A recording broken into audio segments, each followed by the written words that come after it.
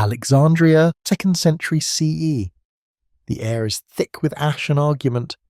Beneath the scent of ink and salt water, scribes copy words they scarcely understand. Yaldabaoth, the god who was not God.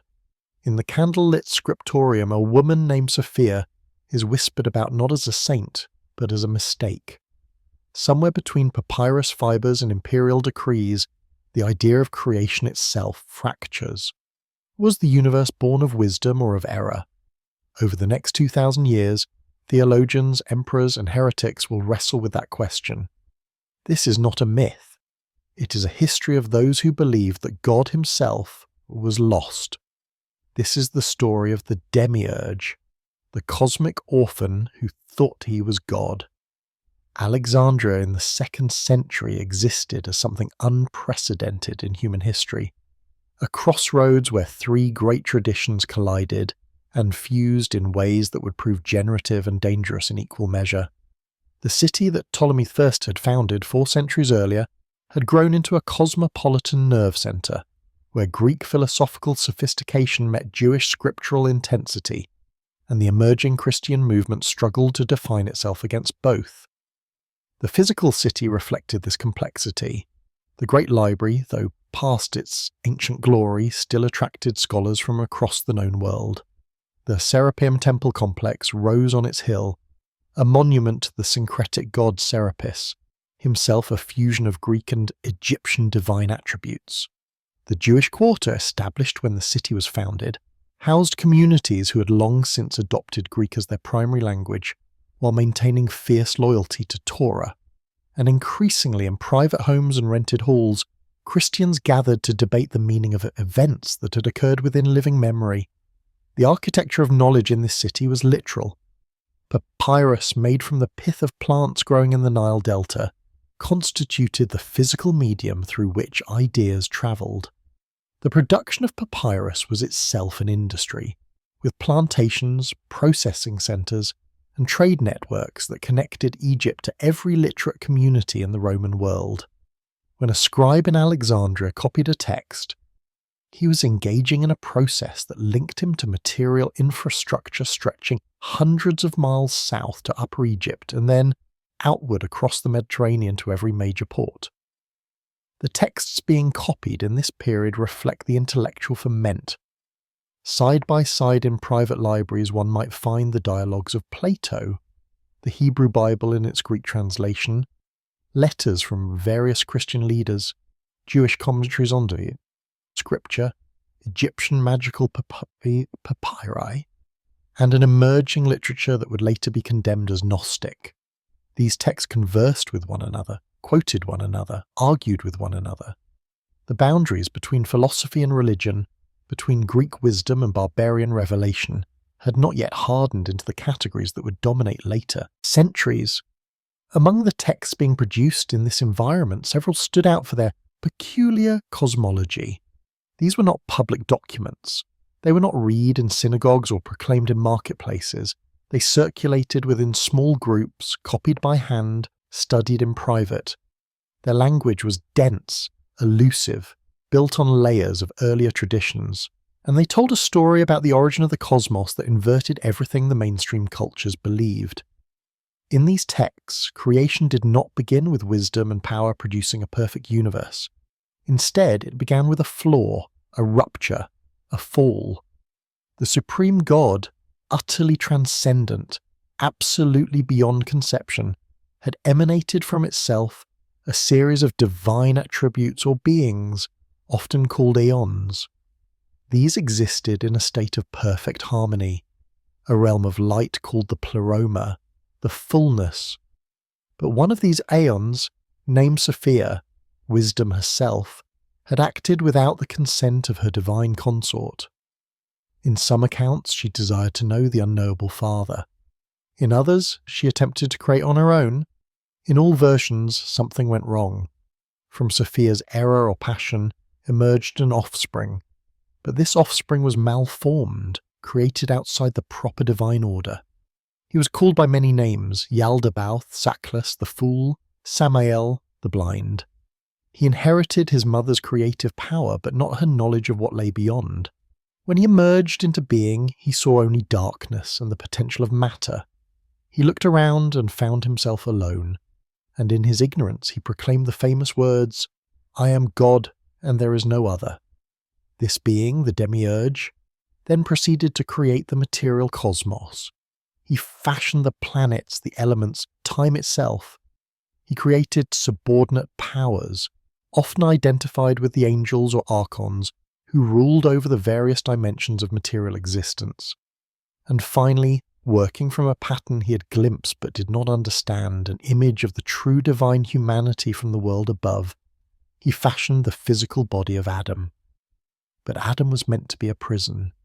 The Demiurge and his archons created humanity to trap within flesh the divine spark that had accidentally fallen into their domain. Matter would weigh down spirit.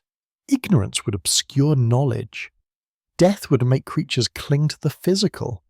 The entire structure of cosmic law, fate, necessity, the revolution of planets and seasons, was designed to keep conscious beings from remembering their origin. Yet the aeons above, particularly Sophia, took pity on the divine sparks trapped in matter. They sent knowledge, gnosis, down into the prison of material existence. This knowledge came through messengers, through secret teachings, through sudden recognitions. It whispered to sleeping spirits, "You are not from here. This world is not your home. There is a God beyond the God of this world." The literature that preserved these teachings was as diverse as it was disturbing to conventional belief. The Apocryphon of John, circulating in multiple versions by the late 2nd century, provided a detailed cosmology of emanations and falls. The hypostasis of the archons offered a retelling of Genesis, in which the Demiurge and his angels appear as foolish and often malevolent powers trying to keep humans ignorant. The Gospel of Truth, attributed to the influential teacher Valentinus, provided a more philosophical meditation on error and awakening. The Sophia of Jesus Christ presented a risen Christ explaining cosmic mysteries to his disciples. These texts were not simple. They demanded readers already versed in Platonic philosophy, Jewish scripture, and early Christian teaching. They operated through reinterpretation, taking familiar stories and revealing hidden meanings within them. The 6 days of creation became a cosmic mistake. The God who walked in Eden became the ignorant Demiurge. The serpent who offered knowledge became a liberator sent from above. The prophets of Israel became, in some texts, servants of the lower God, while in others they were secret messengers of Gnosis working undercover. The physical manuscripts themselves, those that survived, bear witness to the communities that produced them. The Nag Hammadi codices, discovered in 945, were books bound in leather, carefully constructed, precious objects that represented significant investment of resources. The papyrus sheets were sewn together in gatherings, the ink was prepared with care, and the Coptic script was executed by trained hands. These were not casual documents. They were treasured possessions, hidden intentionally, buried in jars sealed with resin, and buried near limestone cliffs in Upper Egypt. Carbon dating and paleographic analysis placed the production of these specific codices to roughly the mid-4th century, but the texts they contain are much older. Many circulated in Greek in the 2nd and 3rd centuries before being translated into Coptic. Behind the Greek versions lie even earlier traditions, oral teachings, community practices, interpretive methods that may reach back to the very earliest decades of the Christian movement. The question that haunted Orthodox writers from the 2nd century onward was, how could such ideas emerge from monotheistic soil? How could communities claiming to follow Christ arrive at the notion that the creator of the world was an inferior or malevolent deity? The answer lies partly in the philosophical climate of the period. Greek philosophy, particularly in its Platonic stream, had long distinguished between the highest principle of reality and the crafted cosmos. In Plato's Timaeus, a dialogue studied intensely in this period, the Demiurge is a craftsman god who fashions the physical world according to eternal forms. This Demiurge is benevolent, doing the best possible job given the constraints of matter, but he is not the absolute principle. He is a secondary deity, a mediator between perfect forms and imperfect materiality.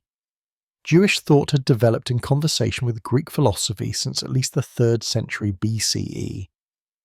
Philo of Alexandria, writing in the 1st century CE, had already worked to reconcile biblical creation with Platonic metaphysics.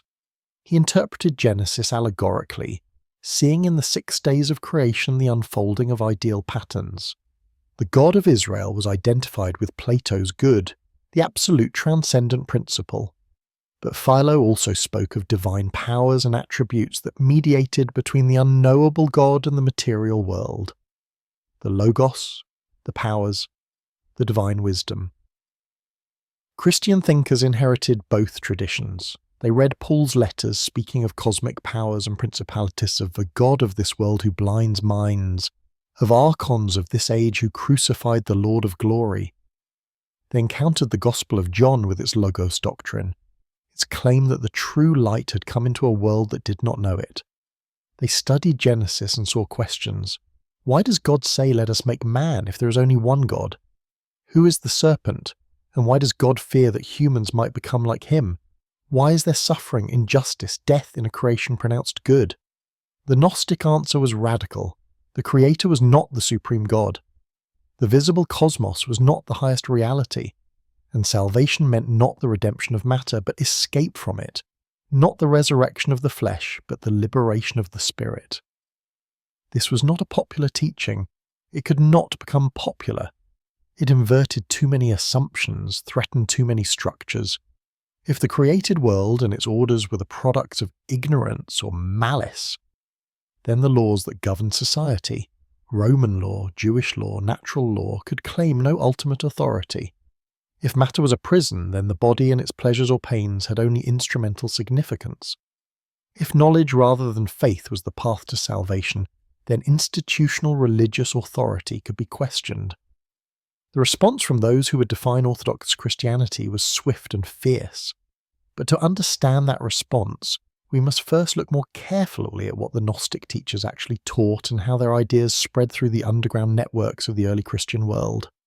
The figure of Sophia dominates Gnostic mythology with a complexity that resists simple interpretation. In Greek, Sophia means wisdom, and in Jewish tradition, wisdom was a divine attribute, sometimes personified as a female figure who existed with God from the beginning.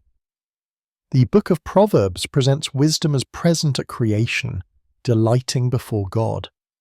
In the Wisdom of Solomon, an intertestamental Jewish text, wisdom is described as a breath of the power of God, an emanation of divine glory. The Gnostic systems took this figure and transformed her into the protagonist of a cosmic tragedy. In the Valentinian system, one of the most sophisticated Gnostic schools, Sophia was the last and youngest of 30 aeons, divine emanations that constituted the pleroma. Each aeon existed as a paired unity, male and female aspects in perfect harmony. Sophia was paired with Theletos, the desired or willed, but Sophia conceived a passion, a desire to comprehend the incomprehensible Father, to know that which by definition could not be known by any emanation. This passion caused her to extend herself, to reach beyond her nature, to attempt production outside the syzygy, the divine pairing. In some accounts, this was presented almost mechanically. Any eon who acted alone rather than in conjunction with their consort would produce something defective. In other accounts, the error was more psychological. It was presumption, overreaching, the desire to transcend one's own nature. The result was Yaldabaoth, also called Saklas and Samael. The names themselves carry theological weight. Yaldabaoth may derive from Aramaic meaning child of chaos or child of the void. Saklas is straightforward, the fool. Samael, borrowed from Jewish angelology where it designated an important angel or demon, means blind god or god of the blind. This being emerged outside the pleroma, in a realm of shadow. He was called an abortion, a defect, a premature birth. Sophia, in horror at what she had produced, attempted to hide him away. she cast him into a region far from the fullness, where he could not contaminate the divine realm. But he inherited from his mother the power to create, even if he lacked knowledge of what he was or where he came from. In his isolation, Yaldabaoth looked around and saw only darkness and potential. He saw no other gods. He had no knowledge of the pleroma above, and so he made the pronouncement that would become the central irony of Gnostic theology: I am God, and there is no other. The very words that the God of Israel proclaims in Isaiah became, in Gnostic interpretation, the boast of an ignorant demiurge Yaldabaoth then created. He emanated powers from himself, lesser archons, often identified with the 7 planets and sometimes the 12 signs of the zodiac. These archons were named from Jewish angelology and demonology: Eloios, Astaphios, Yao, Sabaoth, Adonaios, and others. They were assigned rule over different aspects of material existence: time, fate, the elements, the passions. Together, these powers fashioned the physical cosmos.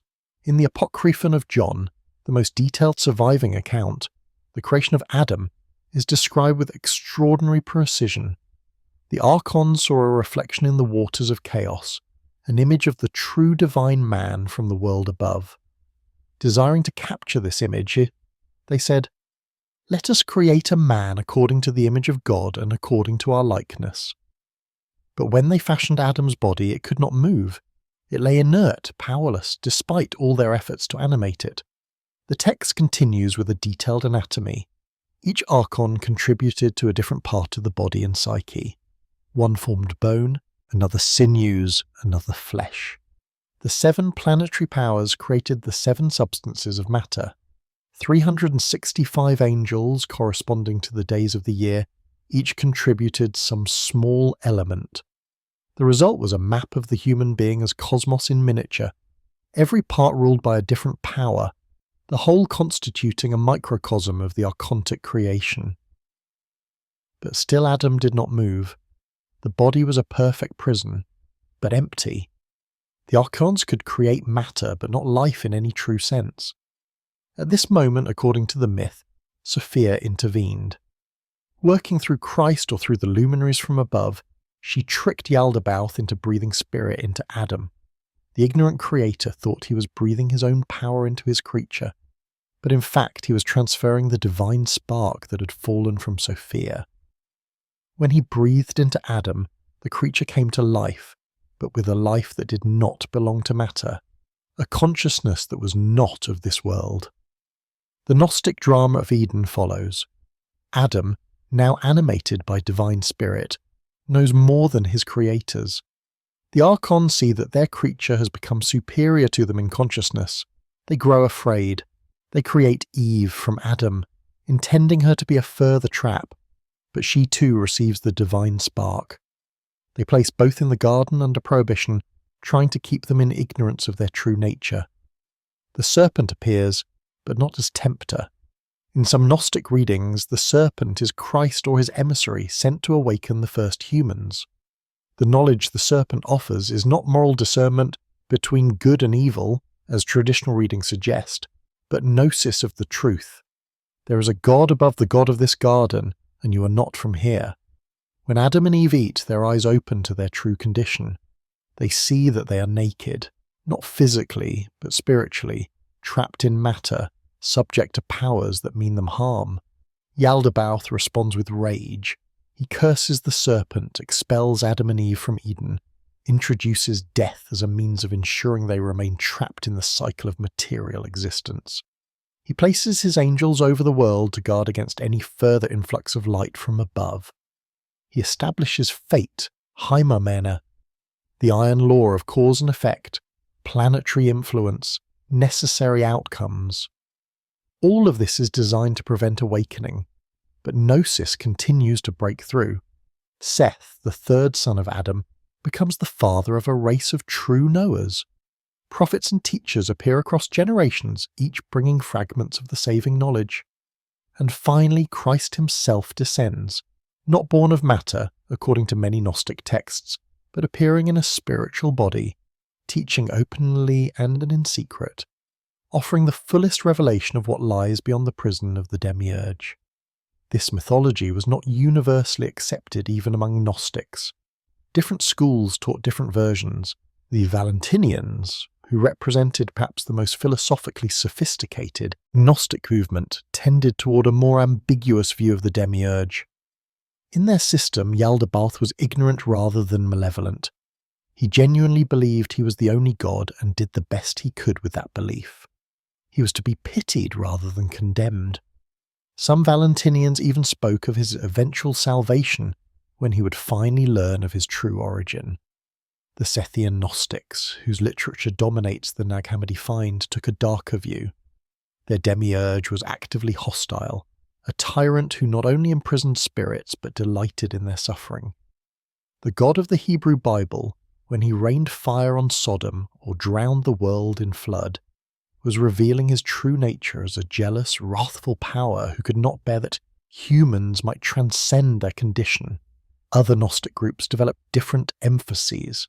The Basilideans, followers of Basilides of Alexandria who taught in the early 2nd century, developed an elaborate system of emanations in which the Demiurge appeared at level 365 of descent from the supreme god, as far as one could get from the source.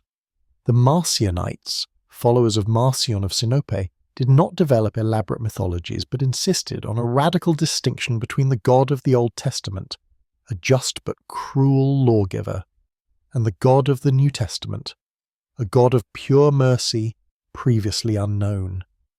The philosophical schools of the time watched these developments with interest and concern.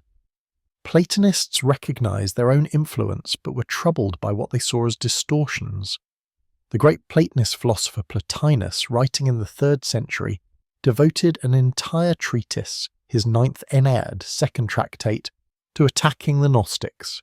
He accused them of ingratitude toward the cosmos, of failing to recognize the beauty of the visible world, of blasphemy against the divine craftsman. For Plotinus, matter was not evil, but merely the necessary outer limit of emanation from the One. The cosmos was beautiful, even if less perfect than its source. Yet even Plotinus's attack reveals the intellectual sophistication of Gnostic thought. He engages them seriously, refutes their arguments philosophically, acknowledges their use of Platonic concepts. The Gnostics were not ignorant sectarians, but educated philosophers working within and against the traditions they had inherited. The textual evidence for these debates survives in fragments. We have the treatises of the anti-Gnostic Christian writers, the heresiologists. We have references in philosophical works. We have the Nag Hammadi texts themselves, discovered intact. And we have scraps of papyrus from Egypt, fragmentary copies of Gnostic works in Greek from the 2nd and 3rd centuries, proving that these ideas circulated widely before the Coptic translations were made. The material reality of these texts matters. Papyrus was expensive, copying was labour-intensive. The production of a codex required investment. That communities were willing to invest these resources in copying and preserving Gnostic texts demonstrates their importance. These were not marginal ideas held by a tiny fringe but significant intellectual movements claiming adherence across the Eastern Mediterranean. The question for Orthodox Christian leaders became, how do we respond? How do we distinguish legitimate Christian teaching from these alternatives that use Christian language but arrive at such different conclusions? The answer would shape the rest of Christian history. The word demiurge carries its own history, separate from the mythology that would come to define it. In Greek, demiurgos simply meant craftsman or artisan, one who works for the people. It was not a theological term, but an economic and social one, designating skilled workers who served the public. Carpenters, blacksmiths, potters. Plato elevated the term when he applied it to the divine craftsman in the Timaeus, the cosmic artisan who fashioned the world according to eternal patterns. But language is unstable. Words shift meaning through use and context. By the 2nd century CE, among certain circles, demiurge had become something else. Not merely a craftsman, but a false creator. Not merely inferior, but actively oppositional to the highest God. The transformation of the word parallels the transformation of the concept itself, from Platonic neutrality to Gnostic polemic. The process by which this transformation occurred was gradual. Early Christian literature shows an increasing concern with cosmic powers. Paul's letters, written in the 50s CE, already speak of archons, of a god of this age who blinds minds, of principalities and powers that Christ has defeated. The Epistle to the Colossians warns against worship of angels and subjection to elemental spirits. These passages were written before any Gnostic system existed in documented form, yet they provide vocabulary and conceptual space for later developments. The Gospel of John, probably composed in the 90s, speaks of the cosmos using language that would become central to Gnostic thought. The world did not know the light. The ruler of this world is judged and cast out. Believers are not of this world, even as they remain in it. Jesus prays not for the world, but for those given to him out of the world. The dualism here is not absolute. John still affirms that the world was made through the Logos, but it is pronounced enough that later Gnostic interpreters found abundant support.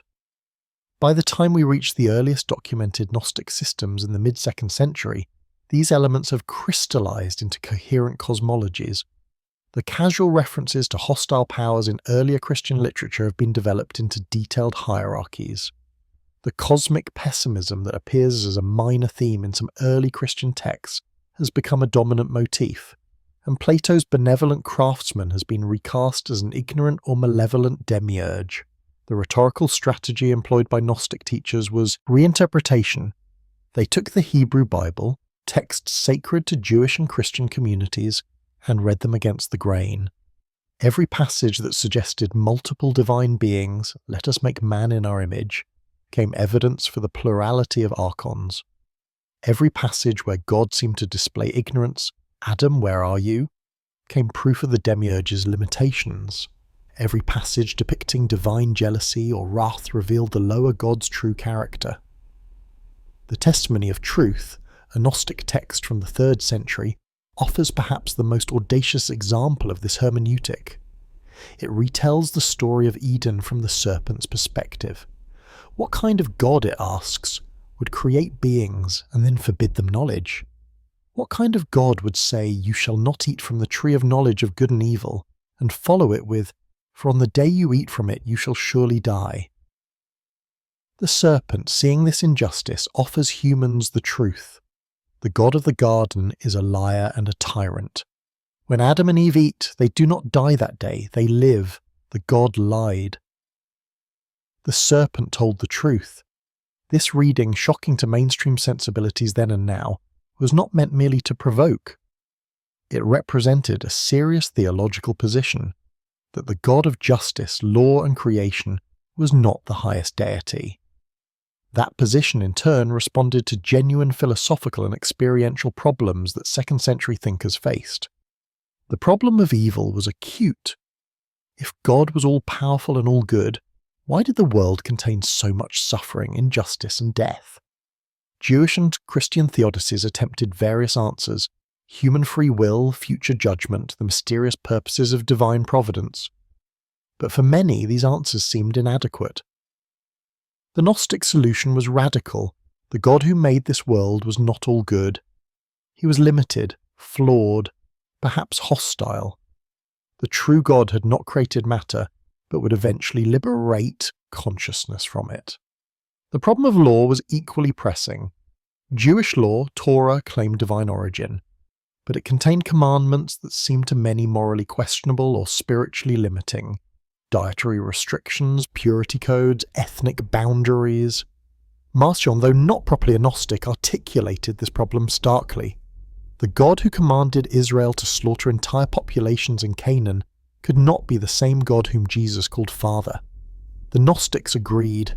Law was the instrument of the Demiurge, designed to bind rather than liberate. The problem of matter troubled philosophical minds. Platonism had long insisted that the material world was less real, less good, less beautiful than the intelligible realm of forms.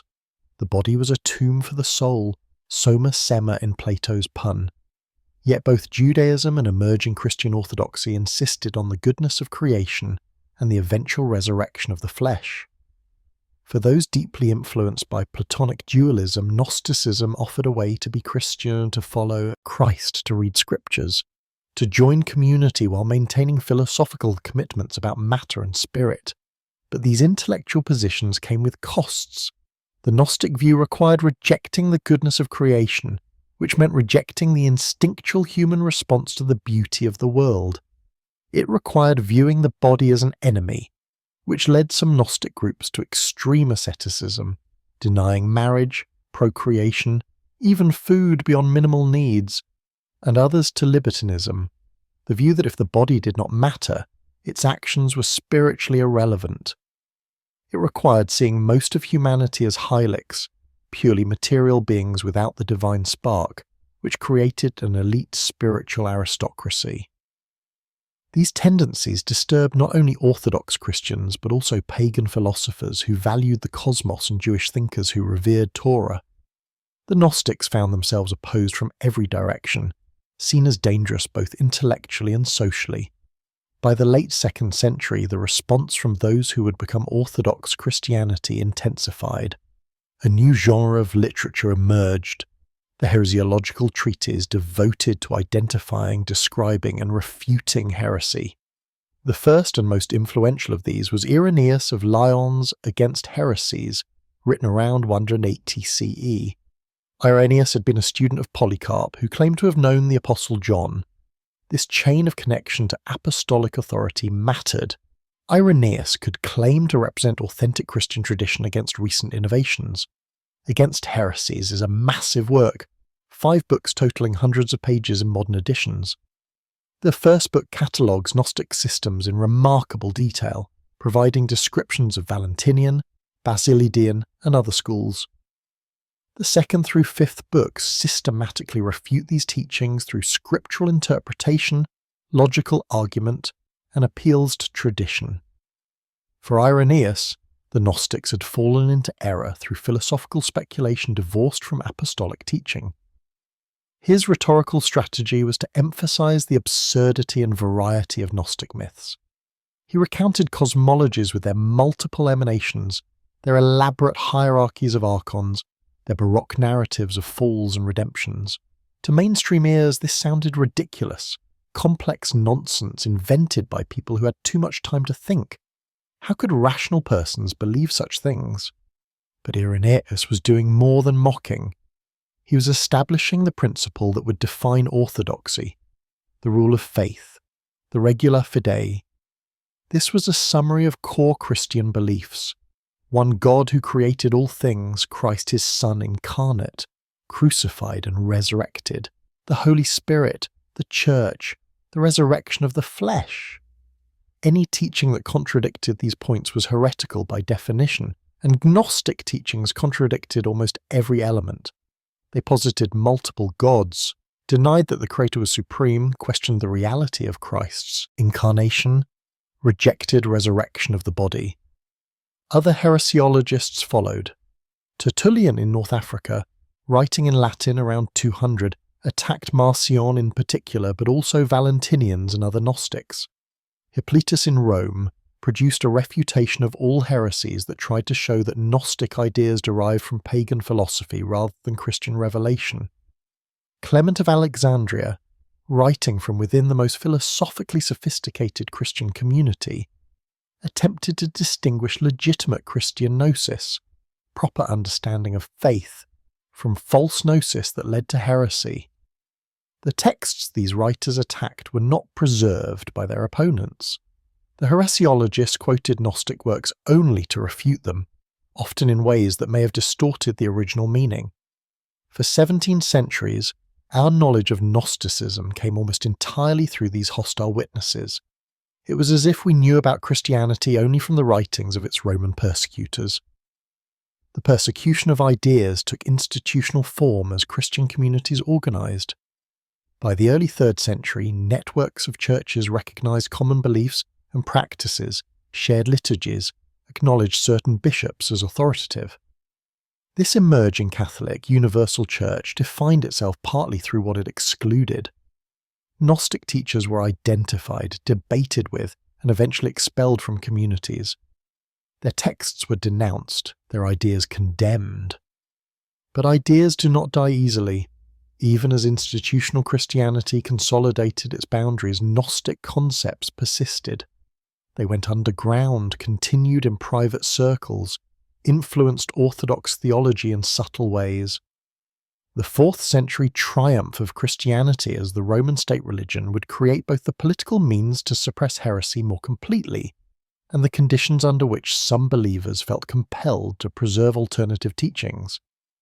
In Upper Egypt, perhaps in the 350s or 360s, someone collected Gnostic texts, more than 50 treatises, some translated from Greek into Coptic specifically for this purpose, and bound them into codices. These books were wrapped in leather, placed in a sealed jar and buried near the cliffs at Nag Hammadi. We do not know who did this or precisely why. Perhaps it was a monk from the nearby Pachomian monastery, saving books from a purge. Perhaps it was a Gnostic community preserving their scriptures as they faced final suppression. The jar was buried beneath sand and stone. Empires rose and fell above it. The languages changed. Christianity became dominant, then divided, then faced the rise of Islam, then endured centuries of cultural transformation.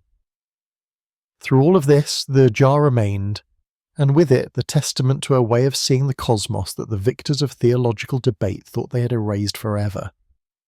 But in 1045, that jar would be opened again.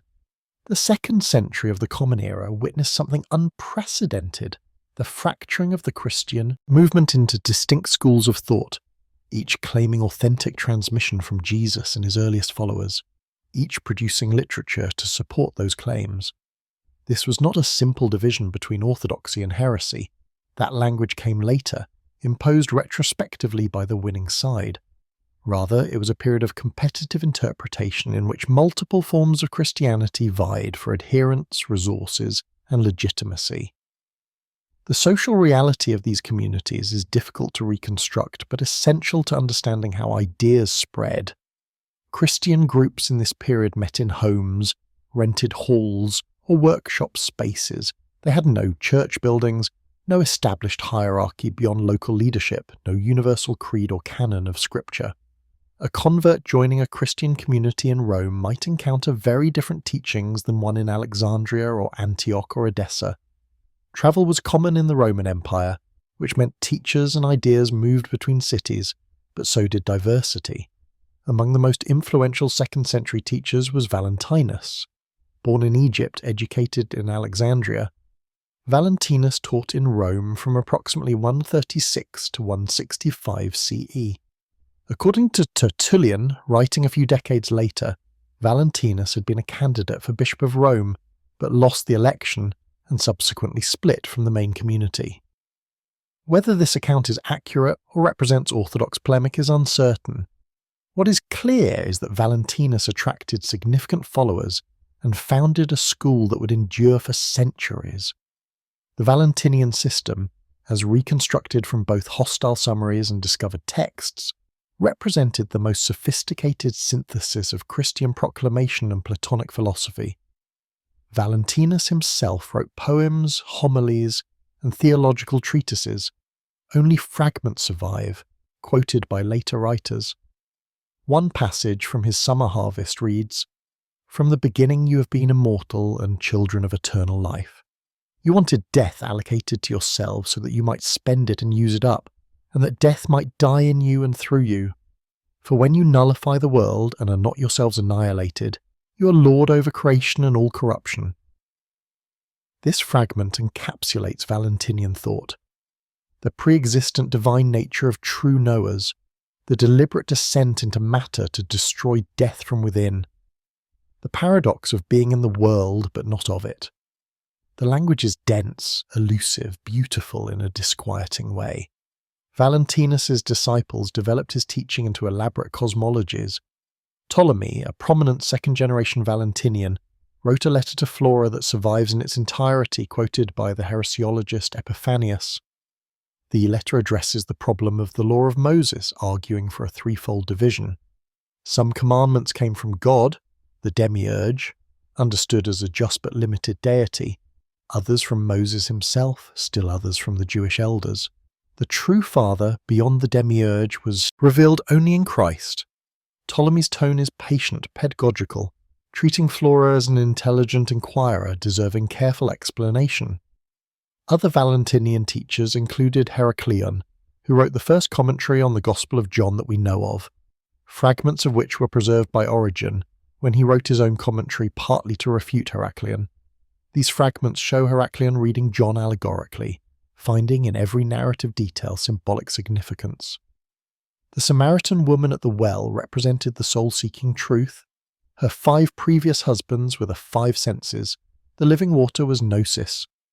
Marcus, another Valentinian teacher active in Asia Minor and Gaul, combined theological speculation with ritual practice.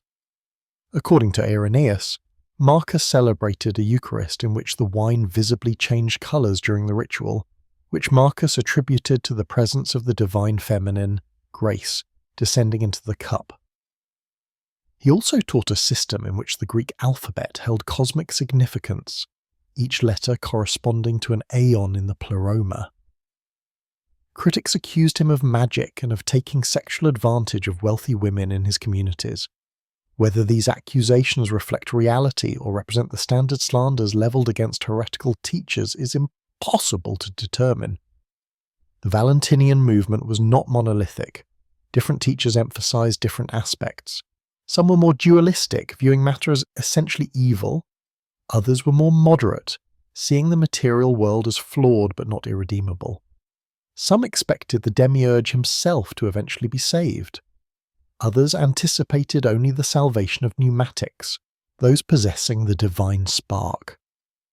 This diversity appears in the texts discovered at Nag Hammadi that reflect Valentinian influence.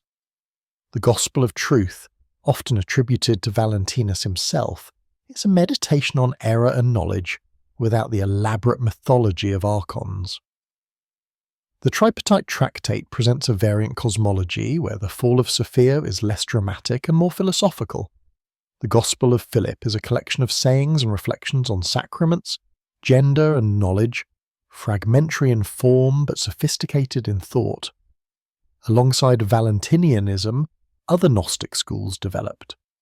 The Basilidean tradition, claiming the teacher Basilides as founder, existed mainly in Egypt.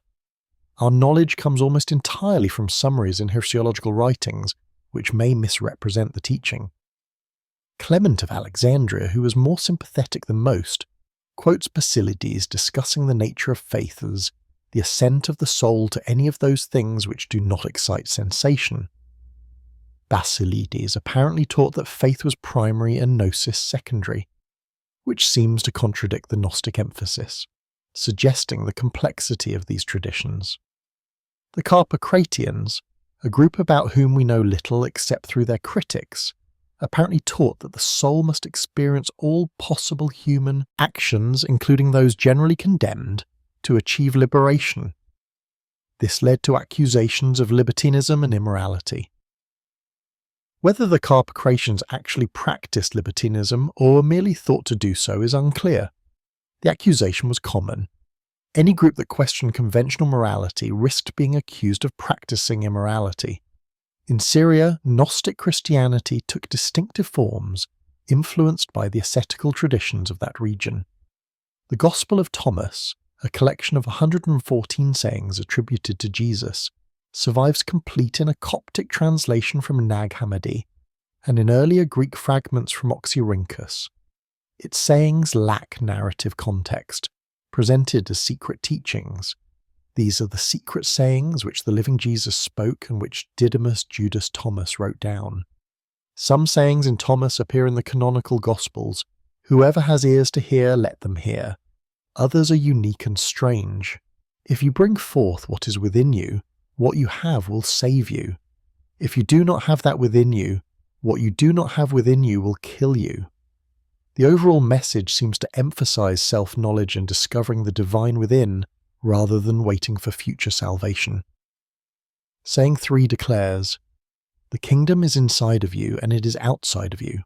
When you come to know yourselves, then you will become known, and you will realize that it is you who are the sons of the living Father. The Gospel of Thomas was known to ancient writers. Hippolytus mentions a Gospel of Thomas used by a group he calls Nassenis. Origen knows of a Gospel according to Thomas, but the actual text was lost until the Nag Hammadi discovery provided a complete version. This points to a larger historical problem, the silencing of voices. From the late 2nd century through the 4th, as institutional Christianity consolidated its authority, texts that did not conform to emerging orthodoxy were progressively marginalized. They were not copied. They were not read in public worship. They were actively condemned. Church councils, once Christianity gained imperial support, ordered heretical books burned. The Theodosian Code, the legal compilation of the Christian Roman Empire, prescribed penalties for possessing heretical texts. Yet the process was incomplete. Books are portable and can be hidden. Believers committed to alternative interpretations continued meeting in secret, and in some regions, particularly Egypt, central authority was weak enough that diverse texts could survive in private libraries or monastic collections even after official condemnation. The physical evidence tells the story of attempted preservation. The Nag Hammadi codices were high-quality productions. The leather covers were tooled and carefully constructed. Some contained Coptic translations made from Greek originals, suggesting organized translation efforts. The texts were collected systematically. One codex contains treatises from different traditions, suggesting someone was assembling a library of alternative Christian literature. The burial itself is an act of both defeat and hope. These books were buried to hide them, presumably from destruction, but they were buried in conditions that might allow their preservation, sealed jars in dry climate, as if whoever buried them imagined they might someday be recovered. In that sense, the burial was an act of faith in future recognition. Between the burial in the 4th century and the discovery in 945 stretched 1600 years. Through that period, knowledge of Gnostic Christianity survived only through hostile summaries, fragments preserved in orthodox refutations, and cryptic references in various texts. Scholars debated whether the heresiologists had accurately represented Gnostic teaching or had created straw men easier to knock down. The Nag Hammadi discovery would settle some debates and open new ones, but that lay far in the future. Through the medieval period, the mainstream Christian tradition told a story about its origins in which heresy appeared as deviation from an original unity. The reality was messier. Christianity began diverse and only became unified through exclusion and suppression.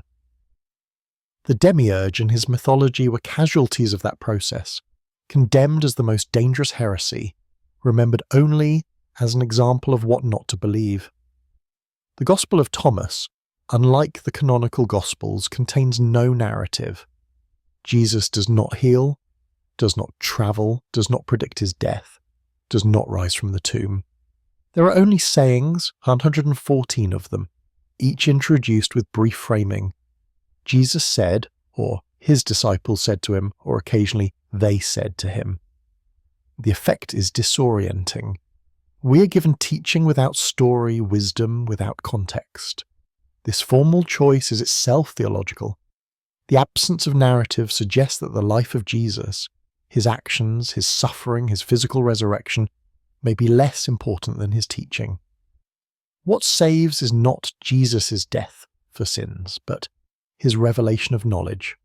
The focus shifts from what happened to Jesus to what Jesus said, and specifically, what he said secretly to those capable of understanding. The opening line establishes this orientation.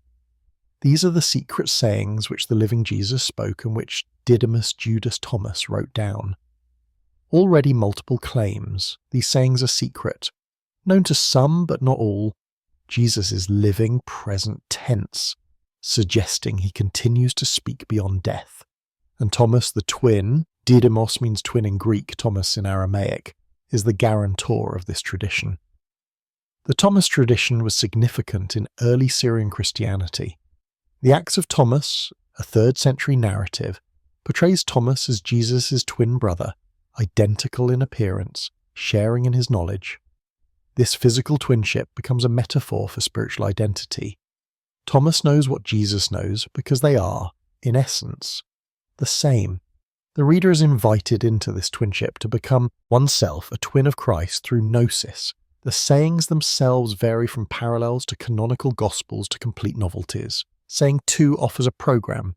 Jesus said, "Let him who seeks continue seeking until he finds. When he finds, he will become troubled.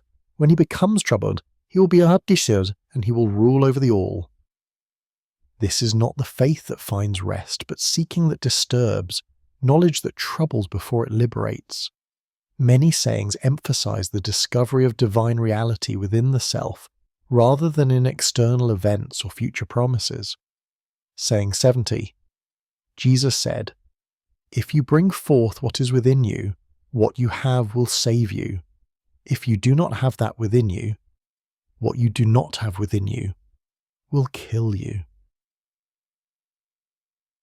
Salvation depends on discovering and manifesting something already present but hidden, not on receiving something from outside. Saying 7 makes a striking claim. Jesus said, "It is I who am the light which is above them all. It is I who am the all. From me did the all come forth, and unto me did the all extend. Split a piece of wood, and I am there. Lift up the stone, and you will find me there." This combines divine transcendence, light above all, with radical immanence present in wood and stone. It is language that approaches pantheism or panentheism, seeing the divine as the substance of all reality. Other sayings explicitly critique conventional religious practice.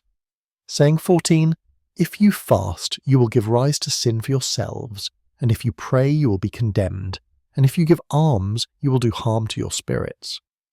This appears to reject precisely the practices that both Judaism and mainstream Christianity promoted as essential to piety. The text immediately continues, "When you go into any land and walk about in the districts, if they receive you, eat what they will set before you, and heal the sick among them. For what goes into your mouth will not defile you, but that which issues from your mouth, it is that which will defile you." The logic seems to be that external practices have no inherent spiritual value. Fasting, prayer, and almsgiving can become performances that reinforce ego rather than dissolve it. What matters is inner transformation, which is not achieved through conventional religious forms but through direct insight.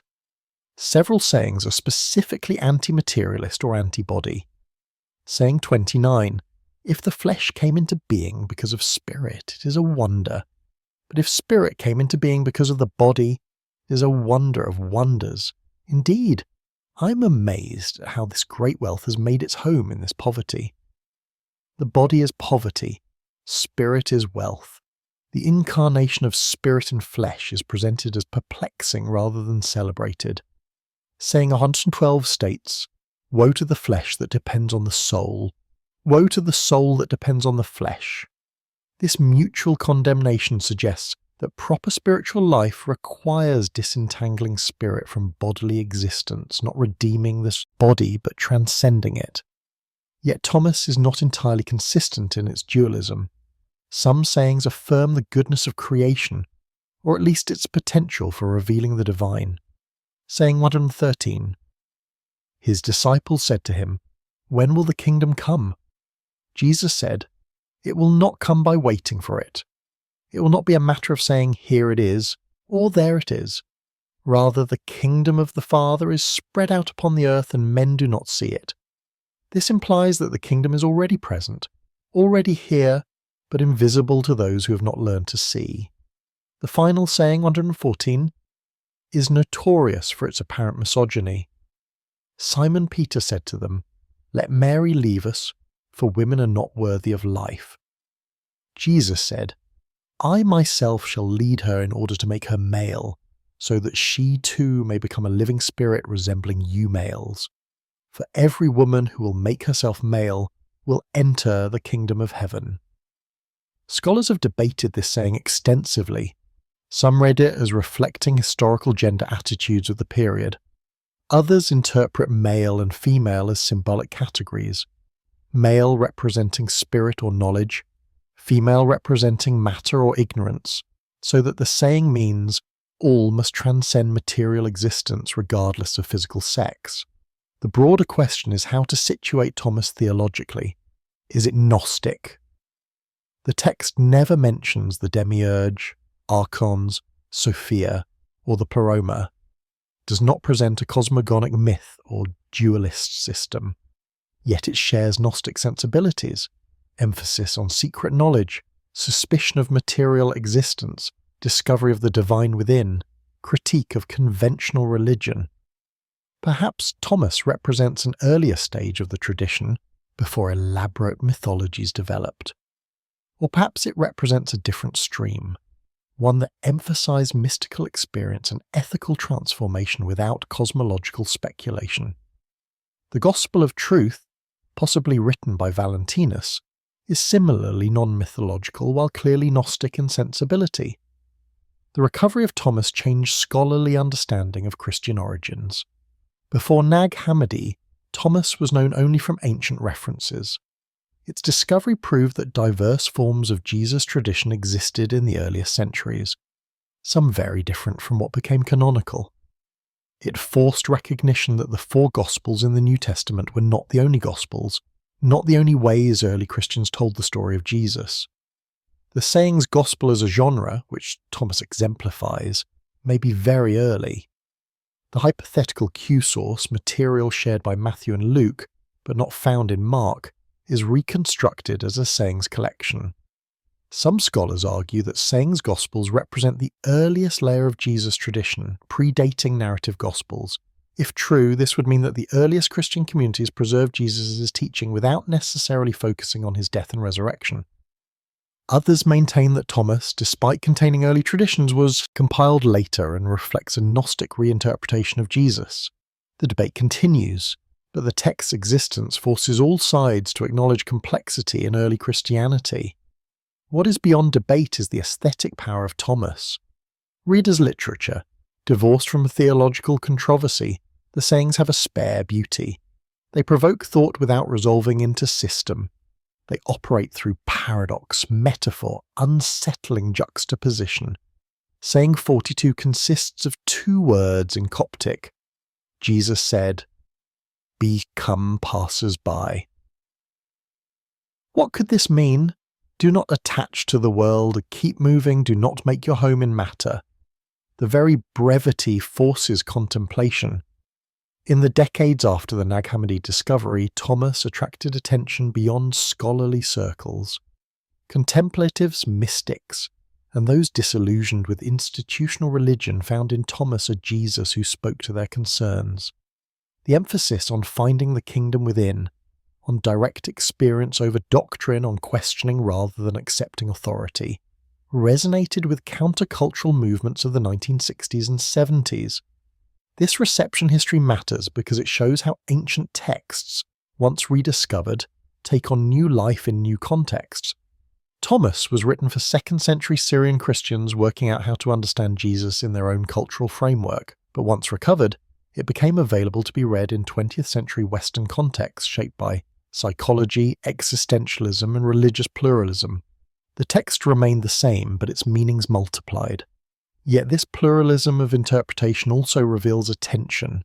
Can we recover what Thomas meant in its original context, or do we inevitably read through the lens of our own concerns?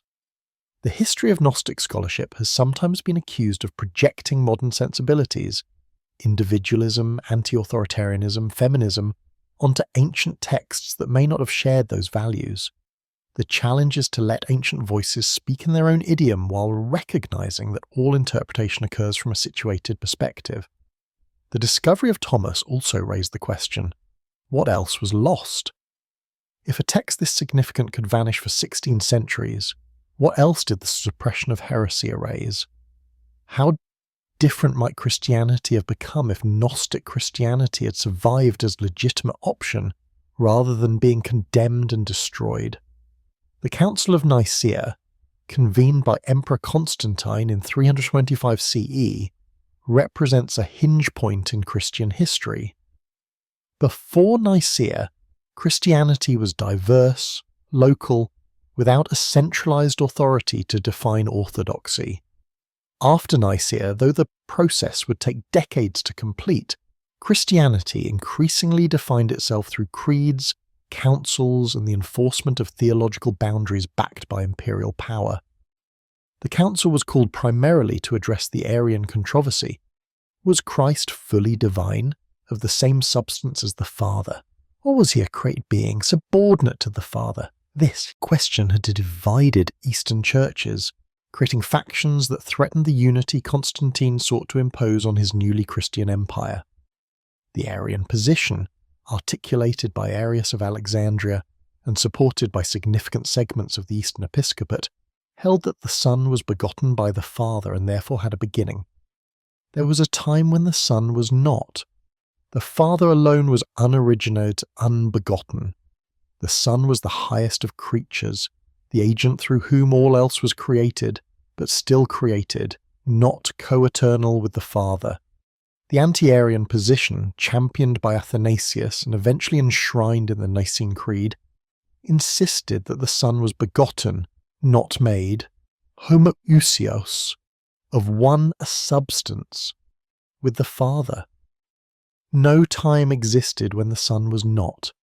Father and Son were co-eternal, co-equal in divinity, distinguished only as persons, not in being.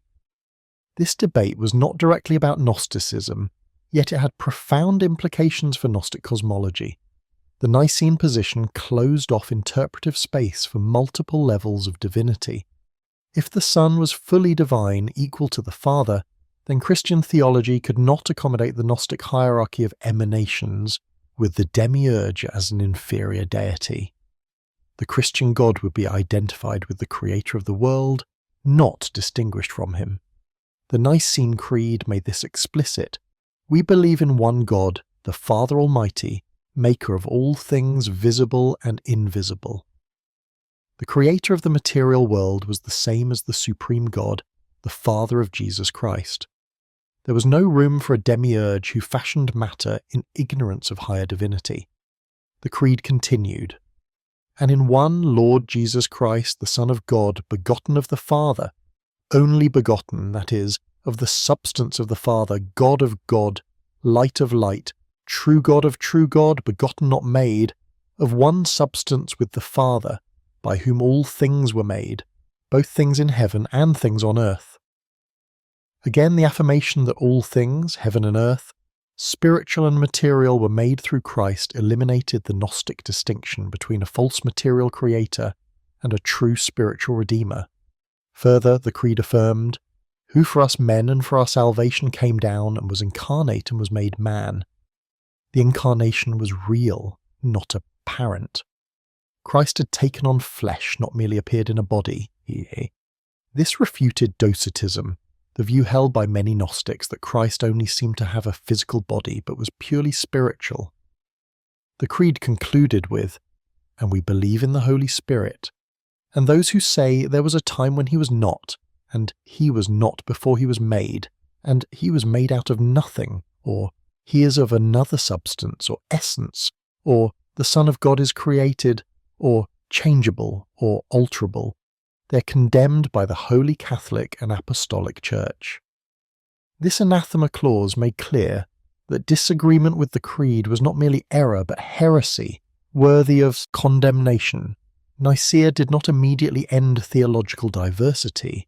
Debates over Christology would continue through subsequent councils, Constantinople in 381, Ephesus in 431, Chalcedon in 451.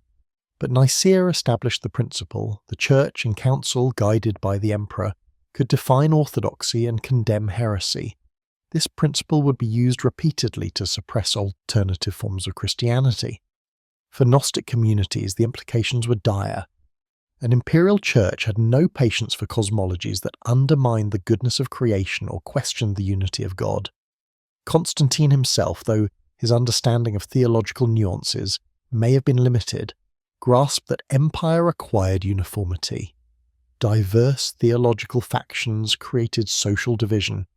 Heresy threatened civic order. The decades following Nicaea saw increasing pressure on non-Orthodox groups. Imperial edicts began restricting heretical assemblies, confiscating property, burning books. The Theodosian Code, compiled in the early 5th century, contains numerous laws against heretics. One, issued in 382, declared, "'Tis our will that all the peoples who are ruled by the administration of our clemency shall practice that religion which the divine Peter the Apostle transmitted to the Romans. We command that those persons who follow this rule shall embrace the name of Catholic Christians. The rest, however, whom we adjudge demented and insane, shall sustain the infamy of heretical dogmas. Their meeting places shall not receive the name of churches, and they shall be smitten first by divine vengeance, and secondly by the retribution of our own initiative, which we shall assume in accordance with the divine judgment." Heresy became not merely religious error, but civil crime. The power of the state, fines, confiscation, exile, potentially death, stood behind theological orthodoxy. In this context, Gnostic communities faced extinction. Some may have conformed outwardly while maintaining secret beliefs. Others disbanded. Still others preserved their texts in hiding, perhaps hoping for future vindication. The physical destruction of texts was systematic. Athanasius, the great defender of Nicene orthodoxy and Bishop of Alexandria, issued a festal letter in 367 CE listing the books to be accepted as scripture and condemning all others. The list includes the 27 books that would become the New Testament and explicitly excludes numerous other texts, some of which were Gnostic. This letter may have been the occasion for the burial of the Nag Hammadi library. Pachomian monasteries existed near Nag Hammadi. If monks had possessed Gnostic texts and received orders to destroy them, they might have chosen burial over burning, preserving what they were commanded to eliminate.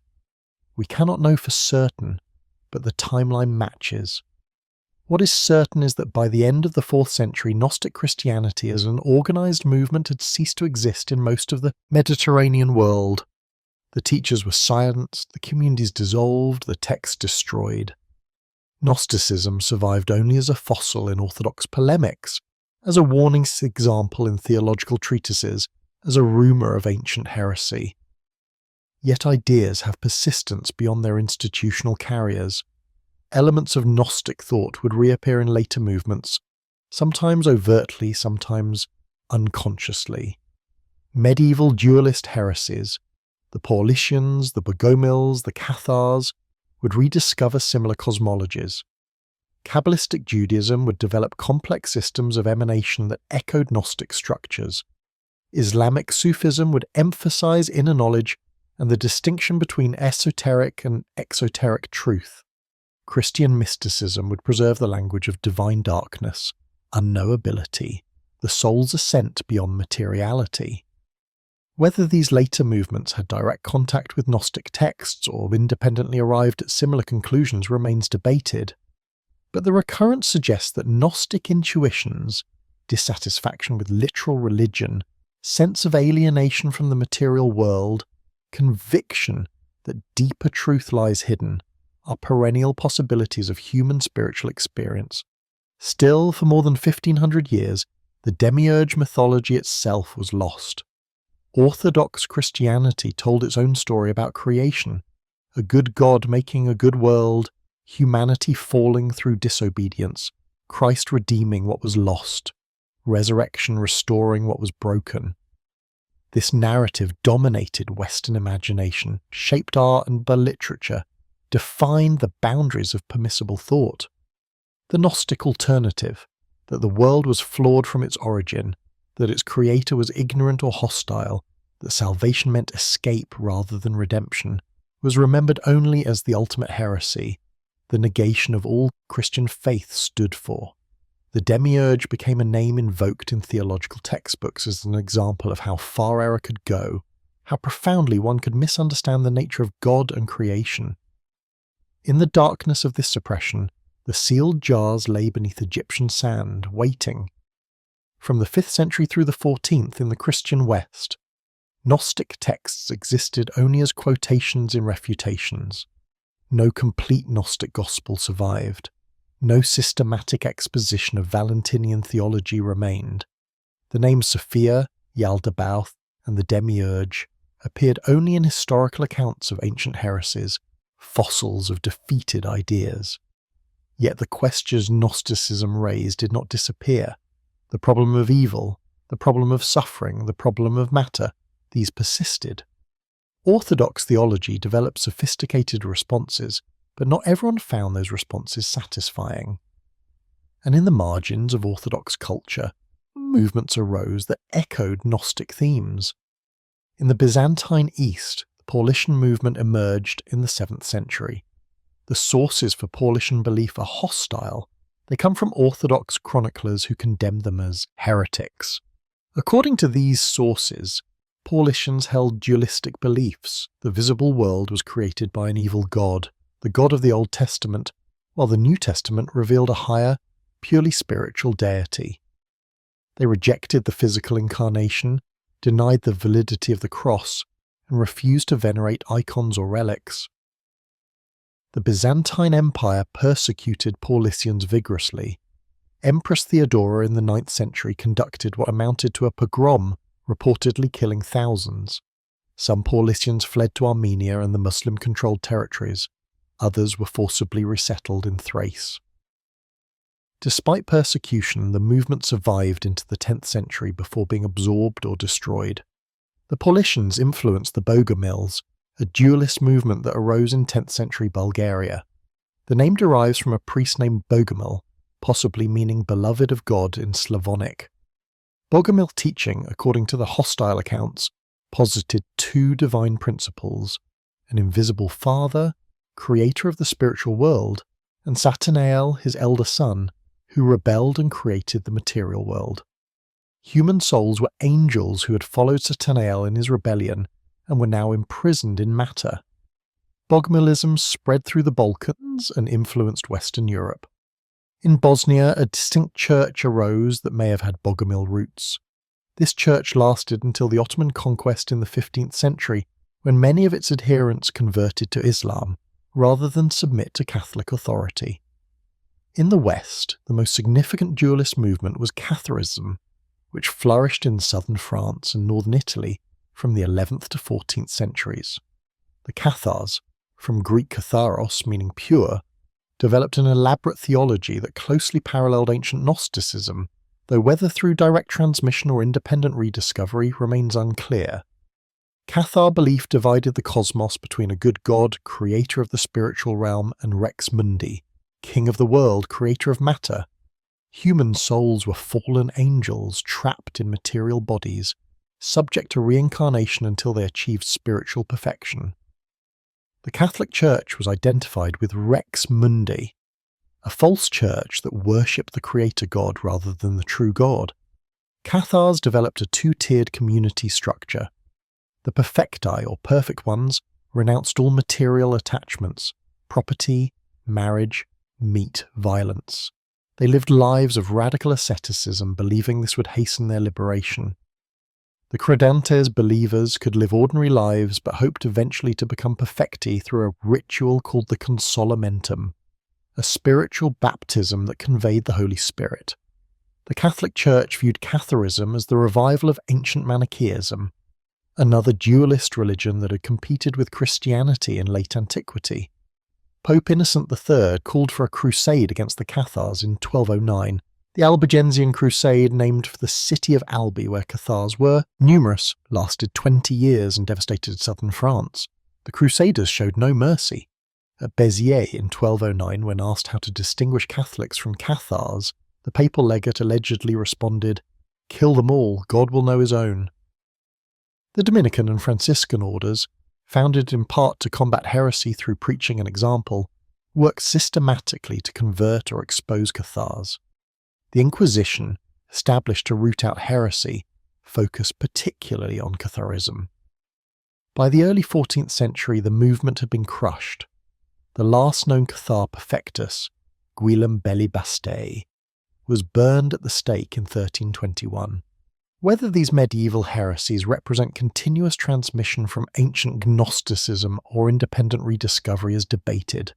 No documentary evidence proves direct textual links. The Cathars had scriptures, but these were destroyed or lost. Descriptions from Inquisition records suggest they used a New Testament without the Old interpreted allegorically. They may have had access to dualist texts from Eastern sources, possibly Bogomil writings, but this remains speculative. What is clear is that dualist cosmologies repeatedly emerged in Christian contexts despite orthodox opposition.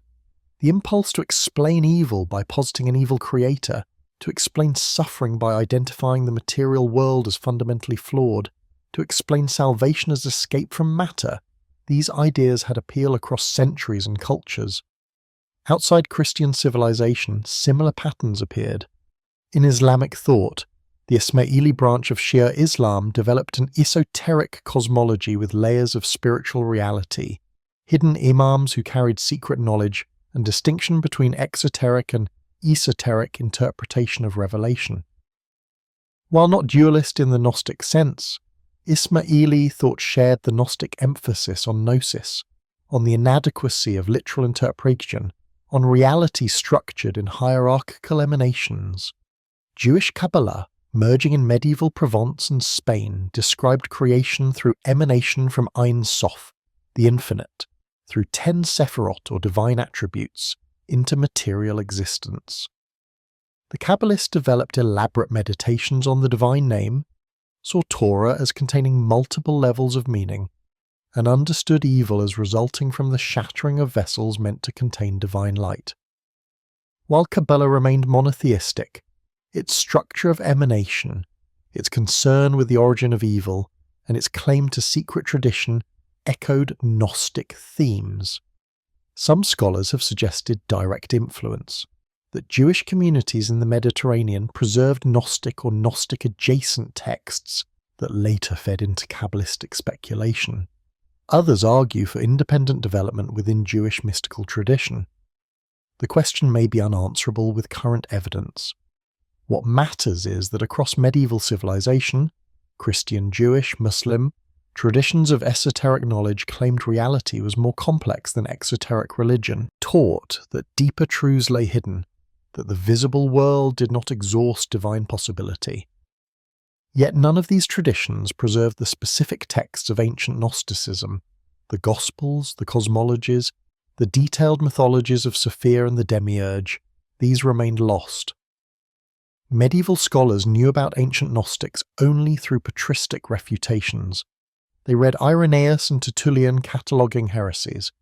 They learned that Valentinians taught 30 eons, that Basilides counted 365 heavens, that some heretics called the creator Yaldabaoth. But the original texts were gone. In monasteries and cathedrals, monks copied manuscripts century after century.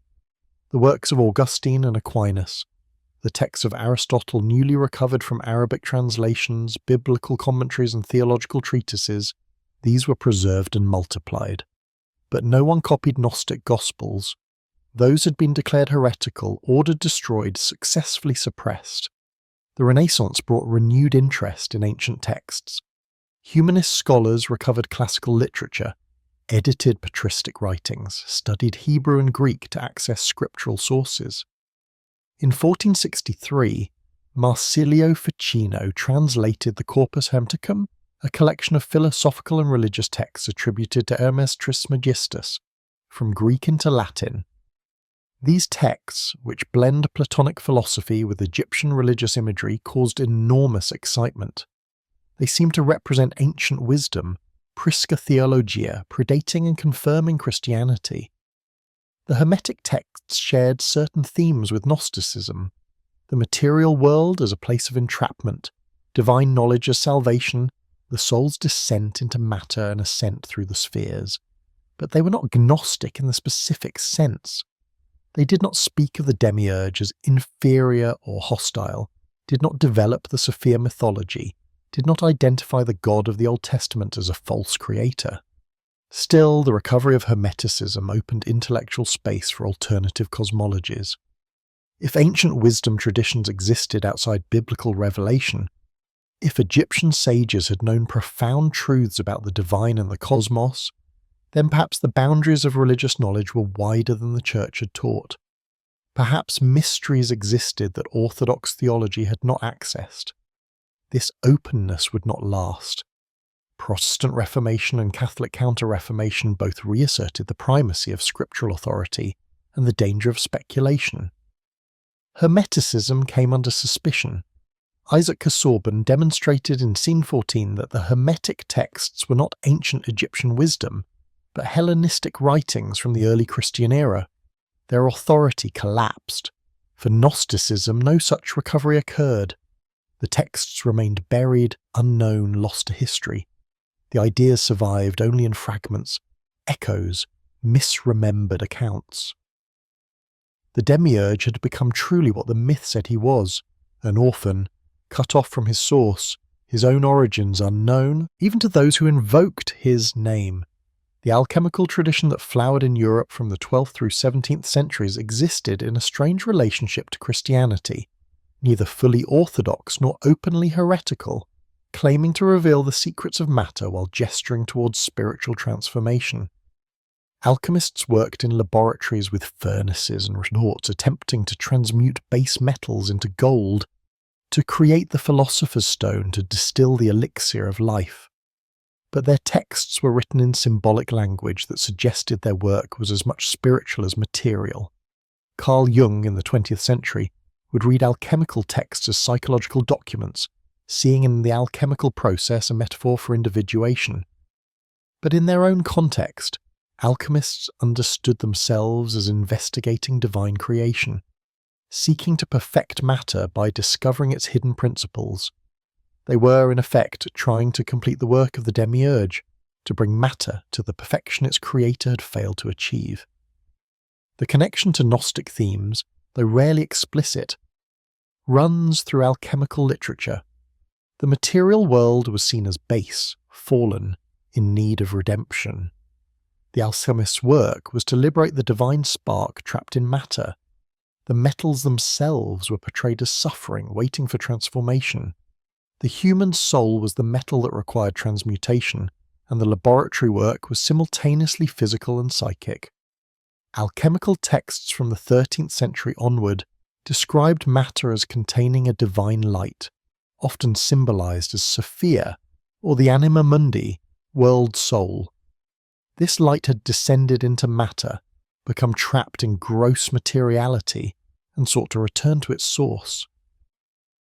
The alchemist's art consisted of purifying matter through repeated operations: calcination, dissolution, separation, conjunction, fermentation, distillation, coagulation, until the hidden light was released. The alchemical opus was described in gendered language. Sulfur was masculine, Mercury feminine. Their union produced the philosophical child, the stone.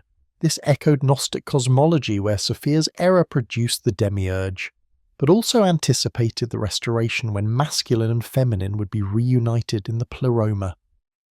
The alchemists worked toward a coniunctio oppositorum, a union of opposites, that would heal the original rupture.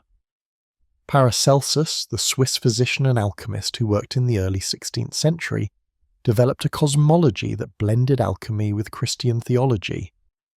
For Paracelsus, the visible world was created by God but had fallen along with Adam. Nature was now corrupted, in need of redemption through the alchemist's art.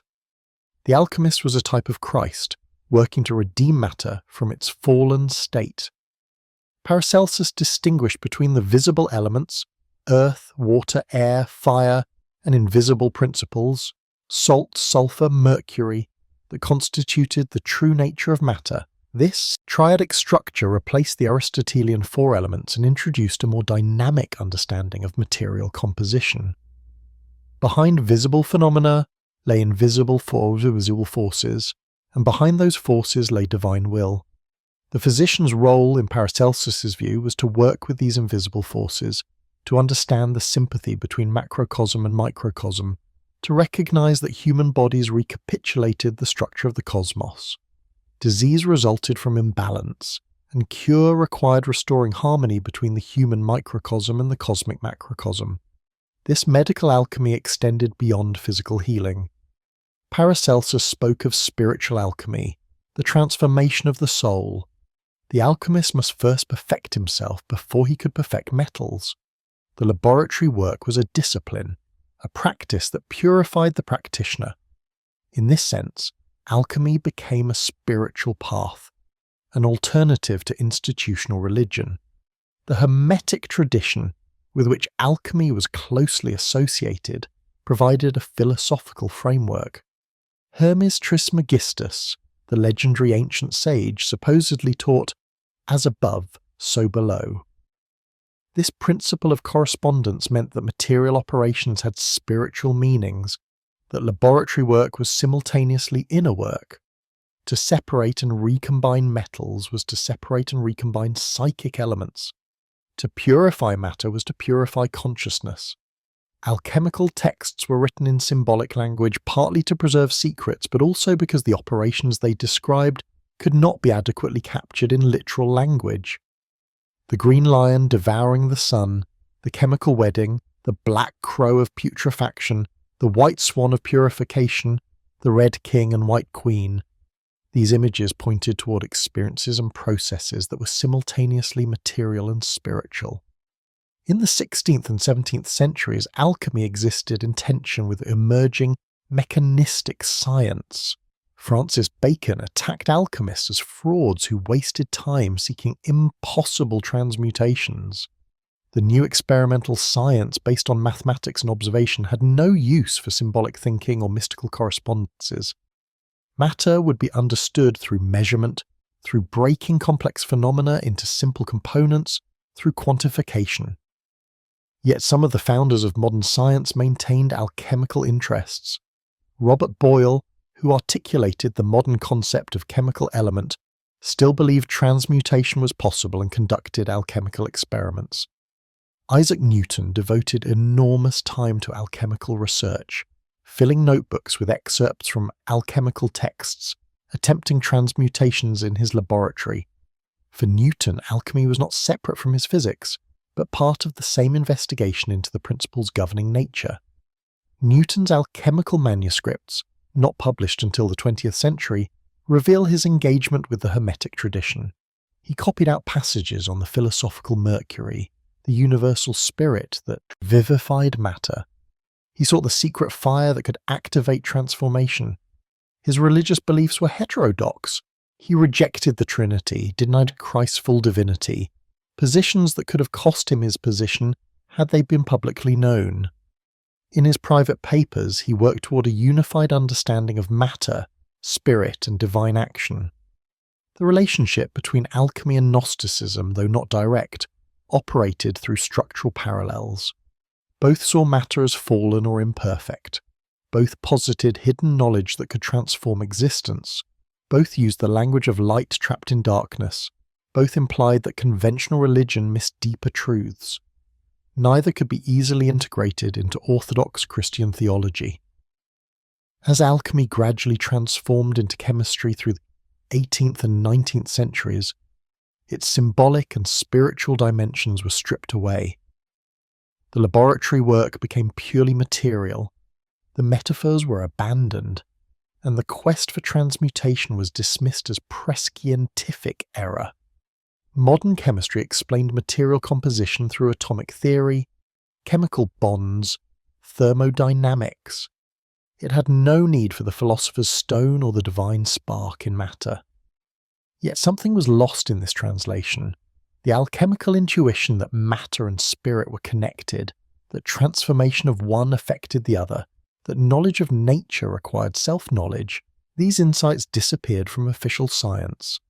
They would resurface in different forms, in Romantic poetry's sense of nature as ensouled, in depth psychology's recovery of symbol and myth, in ecological consciousness's recognition that humans are not separate from nature but embedded within it. The figure of Sophia, so central to Gnostic mythology, had flickered through alchemical texts as the wisdom hidden in matter, the anima mundi waiting to be liberated. But with the disenchantment of nature, with matter reduced to inert stuff measurable by science, Sophia vanished. The world became, in Max Weber's phrase, disenchanted. It was no longer the living body of a fallen goddess, but mere mechanism, atoms, and void. In this disenchanted cosmos, the Demiurge paradoxically became more relevant. If the universe was indeed a mechanism, determined by impersonal laws, indifferent to human meaning, then perhaps the Gnostics had been right.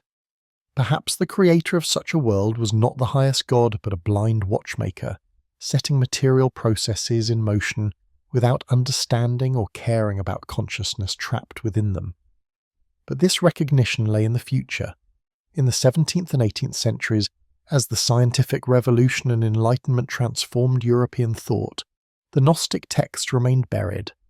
The mythology was forgotten, and the questions it raised about the nature of evil, the purpose of suffering, the relationship between consciousness and matter would be approached through new vocabularies: philosophy, science, psychology. Napoleon Bonaparte's Egyptian campaign of 1798 marked an unexpected turning point in the recovery of ancient knowledge. Napoleon brought with him not only an army, but a Commission des Sciences et des Arts, a group of more than 150 scholars and scientists tasked with studying Egypt. These savants measured monuments, copied inscriptions, collected artifacts, and began the systematic study of ancient Egyptian civilization by modern European scholarship. Among the discoveries was the Rosetta Stone, found by French soldiers near the town of Rashid, Rosetta, in 1799. The stone bore the same text in 3 scripts: hieroglyphic, Demotic, and Greek. This trilingual inscription would eventually allow Jean-François Champollion to decipher hieroglyphics in 1822, opening Egyptian written records to scholarly reading for the first time in centuries. The publication of the Description de l'Égypte, a massive multi-volume work documenting the campaign's findings, sparked European fascination with ancient Egypt. Egyptology emerged as a scholarly discipline. Collectors and institutions competed for Egyptian artifacts, and gradually European scholars gained access to Egyptian Christian materials: Coptic manuscripts, inscriptions, liturgical texts. Coptic, the latest stage of the ancient Egyptian language written in a modified Greek alphabet, had survived as the liturgical language of the Egyptian Christian Church. But Coptic literature beyond biblical and liturgical texts remained largely unknown to Western scholarship. Manuscripts existed in monasteries, private collections, and antiquities markets, but few had been studied systematically. In the 19th century, Coptic manuscripts began entering European libraries. The British Museum, the Bibliothèque nationale de France, and other institutions acquired codices. Some contained known biblical books in Coptic translation. Others contained patristic works, lives of saints, monastic rules, and a few contained texts that scholars could not immediately identify. In the 1770s, a Scottish traveller named James Bruce purchased a Coptic manuscript in Upper Egypt that would prove significant. The manuscript contained, among other things, the books of Jeux and an untitled text. Bruce brought it back to Britain, where it eventually ended up in the Bodleian Library at Oxford. Scholars who examined it realised the untitled text was the Pistis Sophia, Faith Wisdom, a Gnostic work known from patristic references. The Pistis Sophia was published and translated in the 19th century, first in Latin, then in English, German, and French. It provided the first actual Gnostic text, not filtered through Orthodoxy's refutation, that modern scholars could read. The text was bewildering. Long speeches by the risen Jesus to his disciples, elaborate cosmologies, repeated patterns of fall and redemption, mystical hymns, sacramental rituals. It confirmed that Gnostic mythology was indeed as strange as the heresiologists had claimed, but also more interesting. Other Coptic manuscripts came to light. The Askew Codex, containing Pistis Sophia, was followed by the Bruce Codex, named after James Bruce, and the Berlin Codex, each containing multiple Gnostic texts. Scholars began systematic study of Gnostic Christianity, no longer dependent solely on opponents' summaries. But these finds were fragments, pieces of a much larger literature that had mostly been lost. The Pistis Sophia, while fascinating, was late and derivative, probably composed in the 3rd century. It showed Gnostic mythology in a Baroque stage, elaborated beyond the clearer forms that must have existed earlier. Scholars longed for earlier texts, for the Gospels and cosmologies that 2nd century teachers had actually used. In Upper Egypt, peasants digging for fertilizer, sabak, nitrate-rich soil from ancient settlements, occasionally found papyri. These would sometimes be sold to antiquities dealers or tourists. Most were mundane documents, contracts, letters, tax receipts, but occasionally they included literary texts. In the 1890s and early 1900s, excavations at Oxyrhynchus yielded thousands of papyrus fragments, including portions of previously unknown Gospels. Among the Oxyrhynchus finds were Greek fragments of what would later be identified as the Gospel of Thomas. Published in 1897 and 1904, these fragments were noted but not recognized as belonging to a Gnostic Gospel. They were classified as sayings of Jesus, interesting but not revolutionary. Only after the Nag Hammadi discovery, when the complete Coptic text of Thomas became available, would scholars realize that these Greek fragments were an earlier version of the same text. The early 20th century saw increased professional excavation in Egypt. Archaeologists developed systematic methods, keeping careful records of context, treating artifacts scientifically rather than simply collecting them. But the antiquities trade continued. Peasants who found ancient objects, including manuscripts, would sell them for whatever price they could get. Much was lost or destroyed. Papyri were sometimes burned as fuel. Manuscripts were sometimes cut apart, individual pages sold separately to maximize profit. In 1945, in the town of Nag Hammadi in Upper Egypt, an event occurred that would transform the study of Gnosticism. A peasant named Muhammad Ali al-Saman, digging for sabak near the Jabal al-Tarif cliffs with his brothers, struck something hard. They uncovered a large sealed jar. Hoping for treasure, they broke it open. Inside were 13 leather-bound books, codices filled with Coptic writing. The discovery was serendipitous. Had the jar been buried a few feet away in any direction, the diggers would have missed it. Had they been digging at a different time, for a different purpose, it would have remained hidden. Had the diggers decided the books were worthless and left them or burned them for fuel, as happened to some ancient manuscripts, they would have been lost. Muhammad Ali brought the books home to his family's house in the village of Al-Qassa.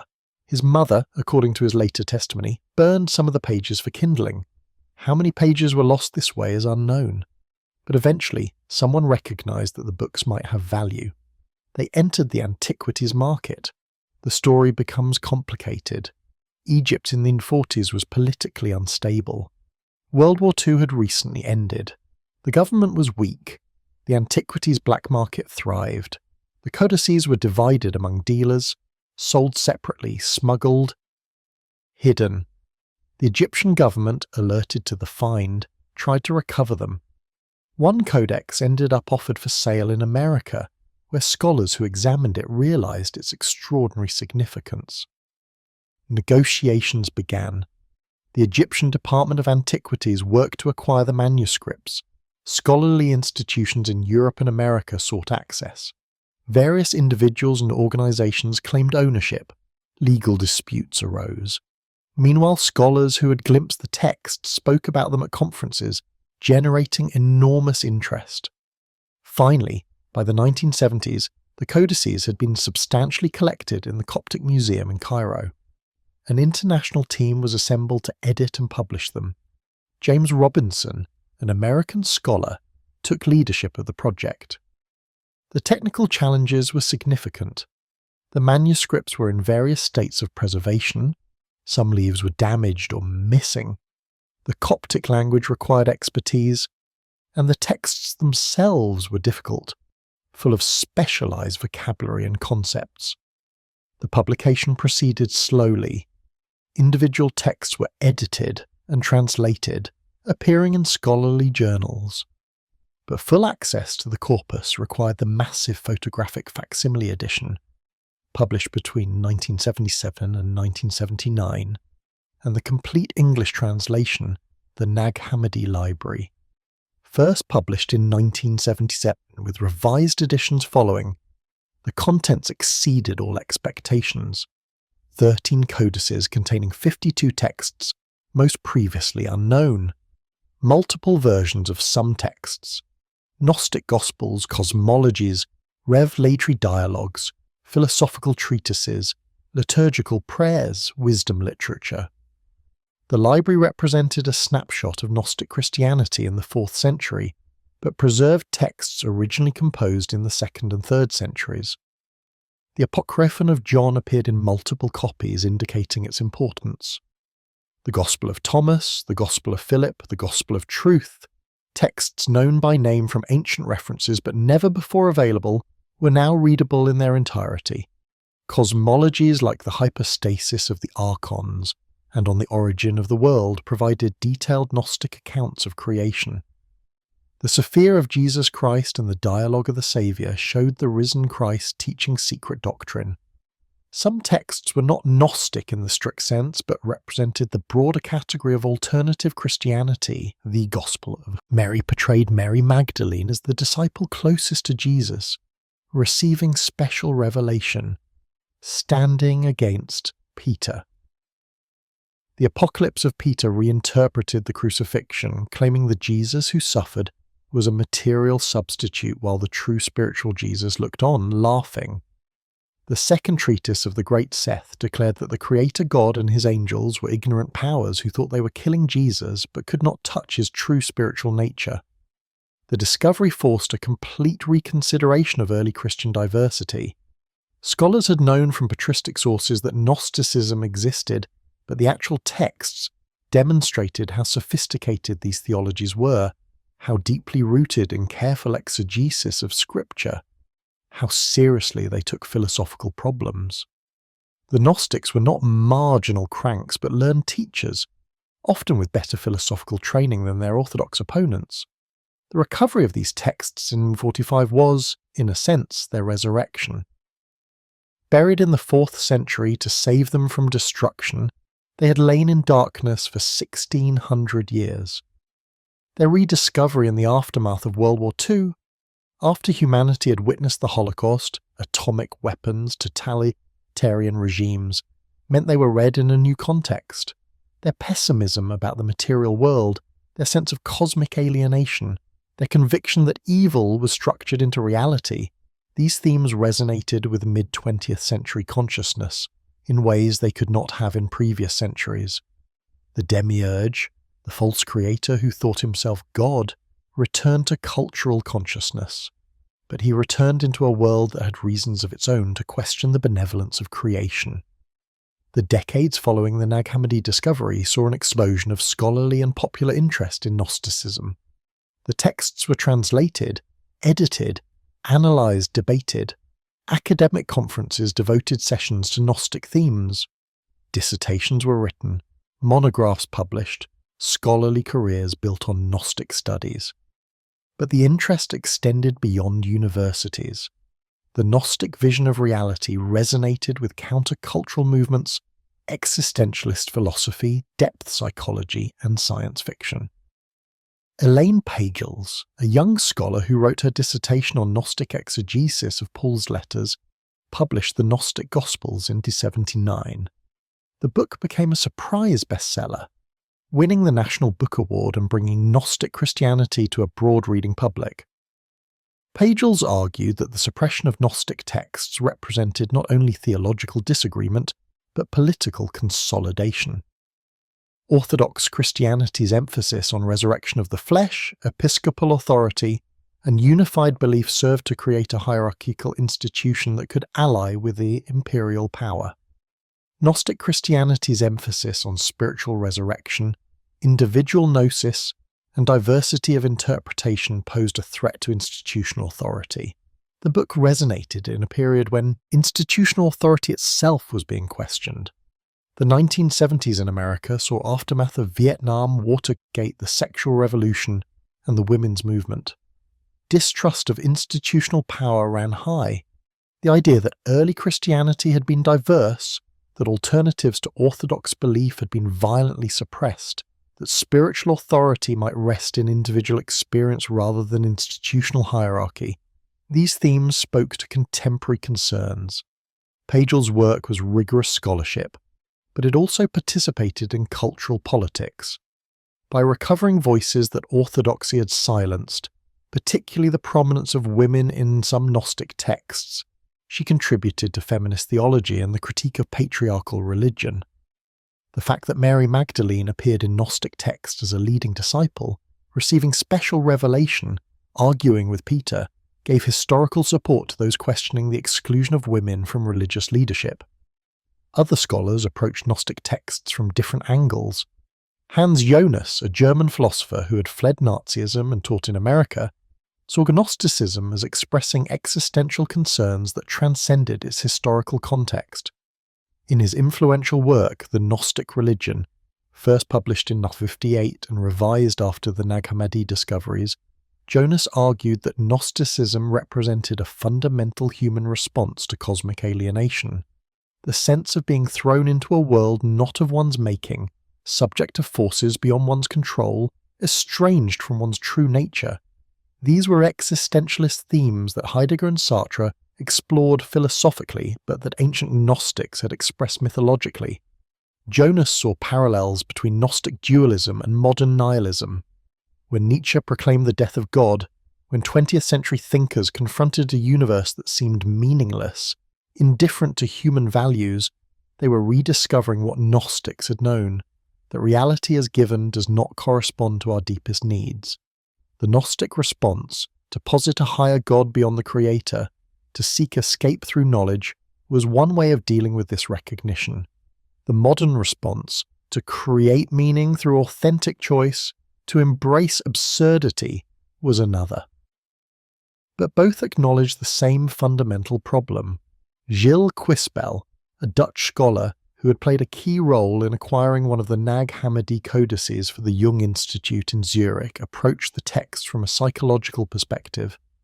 Carl Jung had been intensely interested in Gnosticism, seeing in Gnostic mythology prefigurations of his own psychological theories. The Gnostic aeons corresponded to archetypes. The fall of Sophia represented the differentiation of consciousness. The Demiurge symbolized the ego, which mistakes itself for the whole of the psyche. Jung himself wrote extensively on Gnostic themes, though he died in 1961 before the full Nag Hammadi corpus was published.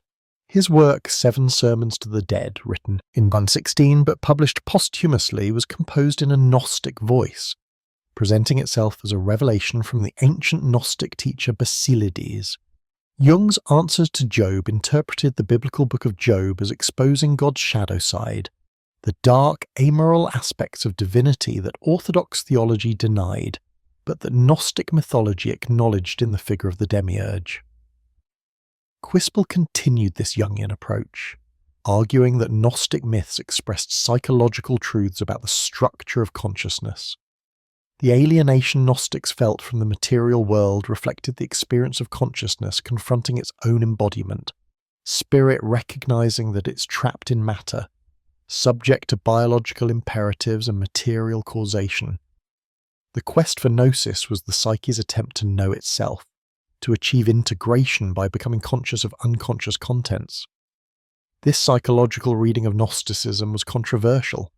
Critics argued it was anachronistic, projecting modern psychological categories onto ancient religious texts that should be understood in their own terms. But it also opened the text to readers who had no investment in Christian theology or ancient history. If Gnostic myths expressed perennial psychological patterns, they remained relevant regardless of historical context. The 1970s and 80s also saw Gnostic themes entering popular culture. Philip K. Dick, the science fiction writer, became obsessed with Gnostic ideas after a series of intense experiences in 1974 that he interpreted as revelations. Dick's novels had always explored questions of reality and illusion, authentic versus false existence, the nature of human identity. Now he explicitly engaged Gnostic cosmology. His novel Valis, published in 1981, presented a thinly veiled account of his experiences. The title stood for Vast Active Living Intelligence System, a kind of Gnostic deity communicating with certain sensitives, revealing that the world was a prison, that time had stopped in the 1st century CE and we were living in an illusory present, that liberation required recognizing the true nature of reality. Dick's late novels and massive exegesis, published after his death, worked obsessively through Gnostic themes. Dick articulated what many felt, that modern technological society was itself a kind of Demiurge creation, an artificial reality that passed itself off as ultimate truth. The question was not whether ancient mythology was literally true, but whether it provided a useful metaphor for understanding contemporary existence. In this reading, the Demiurge was not an ancient deity, but the military-industrial complex, or consumer capitalism, or technological systems that escaped human control, any structure that created artificial reality and trapped consciousness within it. This move from literal theology to cultural metaphor characterized much reception of Gnosticism in the late 20th century. The texts were read not primarily as religious documents, requiring belief or disbelief, but as imaginative resources for thinking about alienation, authenticity, freedom, and knowledge in a world where traditional religious frameworks no longer compelled assent. The feminist recovery of Sophia as a divine feminine figure pointed in a different direction. Whereas Gnostic texts had portrayed Sophia's error as the origin of cosmic tragedy, feminist theologians reread the myth. Sophia represented female creativity and knowledge, suppressed by patriarchal theology that could only imagine creation through masculine agency. Her so-called error was the attempt to create without male authorization, an act of independence punished by cosmic law. Her suffering was the suffering of the feminine divine in a world ruled by masculine power. This reading inverted the traditional interpretation. Instead of warning against the presumption of Sophia, it celebrated her courage. Instead of condemning her creative act, it honored it. The Demiurge became not her fault, but the patriarchal system's fault for excluding her from legitimate creation in the first place. These varied appropriations of Gnostic themes, political, psychological, literary, feminist, demonstrated the plasticity of the tradition. The text could be read in multiple ways, serving different concerns. This was partly because the texts themselves were complex, multi-layered, open to interpretation, but it also reflected the fact that Gnosticism had been suppressed rather than having developed organically. There was no living tradition to say what the text meant. They were orphaned texts, and like all orphans, they could be adopted into different families. Yet this very openness posed a problem. If Gnostic texts could mean anything, did they mean anything specific? If every reader could find their own concerns reflected in Sophia and the Demiurge, were we learning about ancient religion or simply projecting modern anxieties? The discipline of history insisted on context, on recovering what texts meant in their original setting. But the text's relevance came partly from their ability to speak beyond that context. The tension between historical scholarship and contemporary appropriation continues to shape Gnostic studies. Academic specialists work to situate texts precisely, dating them, identifying their sources, tracing their theological development, understanding their community context. Popular writers and spiritual seekers use the texts more freely, finding in them resources for meaning in a secular age. Both approaches have value. The historical work prevents the texts from being reduced to whatever we want them to say. The contemporary appropriation prevents them from being merely antiquarian curiosities. Together, they demonstrate what happens when lost scriptures return. They are simultaneously ancient documents requiring careful interpretation and living texts that speak to present concerns. The Demiurge mythology in particular has proven remarkably resilient as a metaphor. Whether understood as the ego, the state, technology, or consumer culture, the image of a false creator who mistakes himself for God while trapping consciousness in a flawed reality continues to resonate. We live in a world that often feels wrong, that causes suffering, that fails to correspond to our sense of how things should be. The Gnostic answer, that the world is literally wrong, created by an inferior or ignorant being, may be rejected as theology. But as phenomenology, as description of how existence feels, it retains power. The rise of computer science and information theory in the mid-20th century created a new vocabulary for describing reality that uncannily echoed Gnostic cosmology. The universe could be understood as information, consciousness as processing, reality as code. And if reality was code, then questions arose. Who wrote the code? For what purpose? Are we living in a simulation? The simulation hypothesis, articulated in various forms by philosophers and physicists, proposes that what we experience as reality might be a computer simulation run by a more advanced civilization. We are, in this view, characters in a cosmic video game, unaware that our world is artificial, that our experiences are generated by processes we cannot access, that entities beyond our reality have created our prison. Structural parallels to Gnostic mythology are striking. The Demiurge is the programmer. The material world is the simulation. The archons are subroutines governing different aspects of the program. Gnosis is the recognition that we are in a simulation, the awakening to our true nature as consciousness trapped in artificial reality. Salvation is the escape from the simulation, transcending the programmed world to reach the reality beyond. Nick Bostrom's 2003 paper, Are You Living in a Computer Simulation?, gave philosophical respectability to the idea. Bostrom argued that at least one of three propositions must be true. 1. Civilizations at our current level of technological development typically go extinct before reaching the capability to run ancestor simulations. 2. Such civilizations typically choose not to run many simulations of their evolutionary history. Or 3. We're almost certainly living in a computer simulation.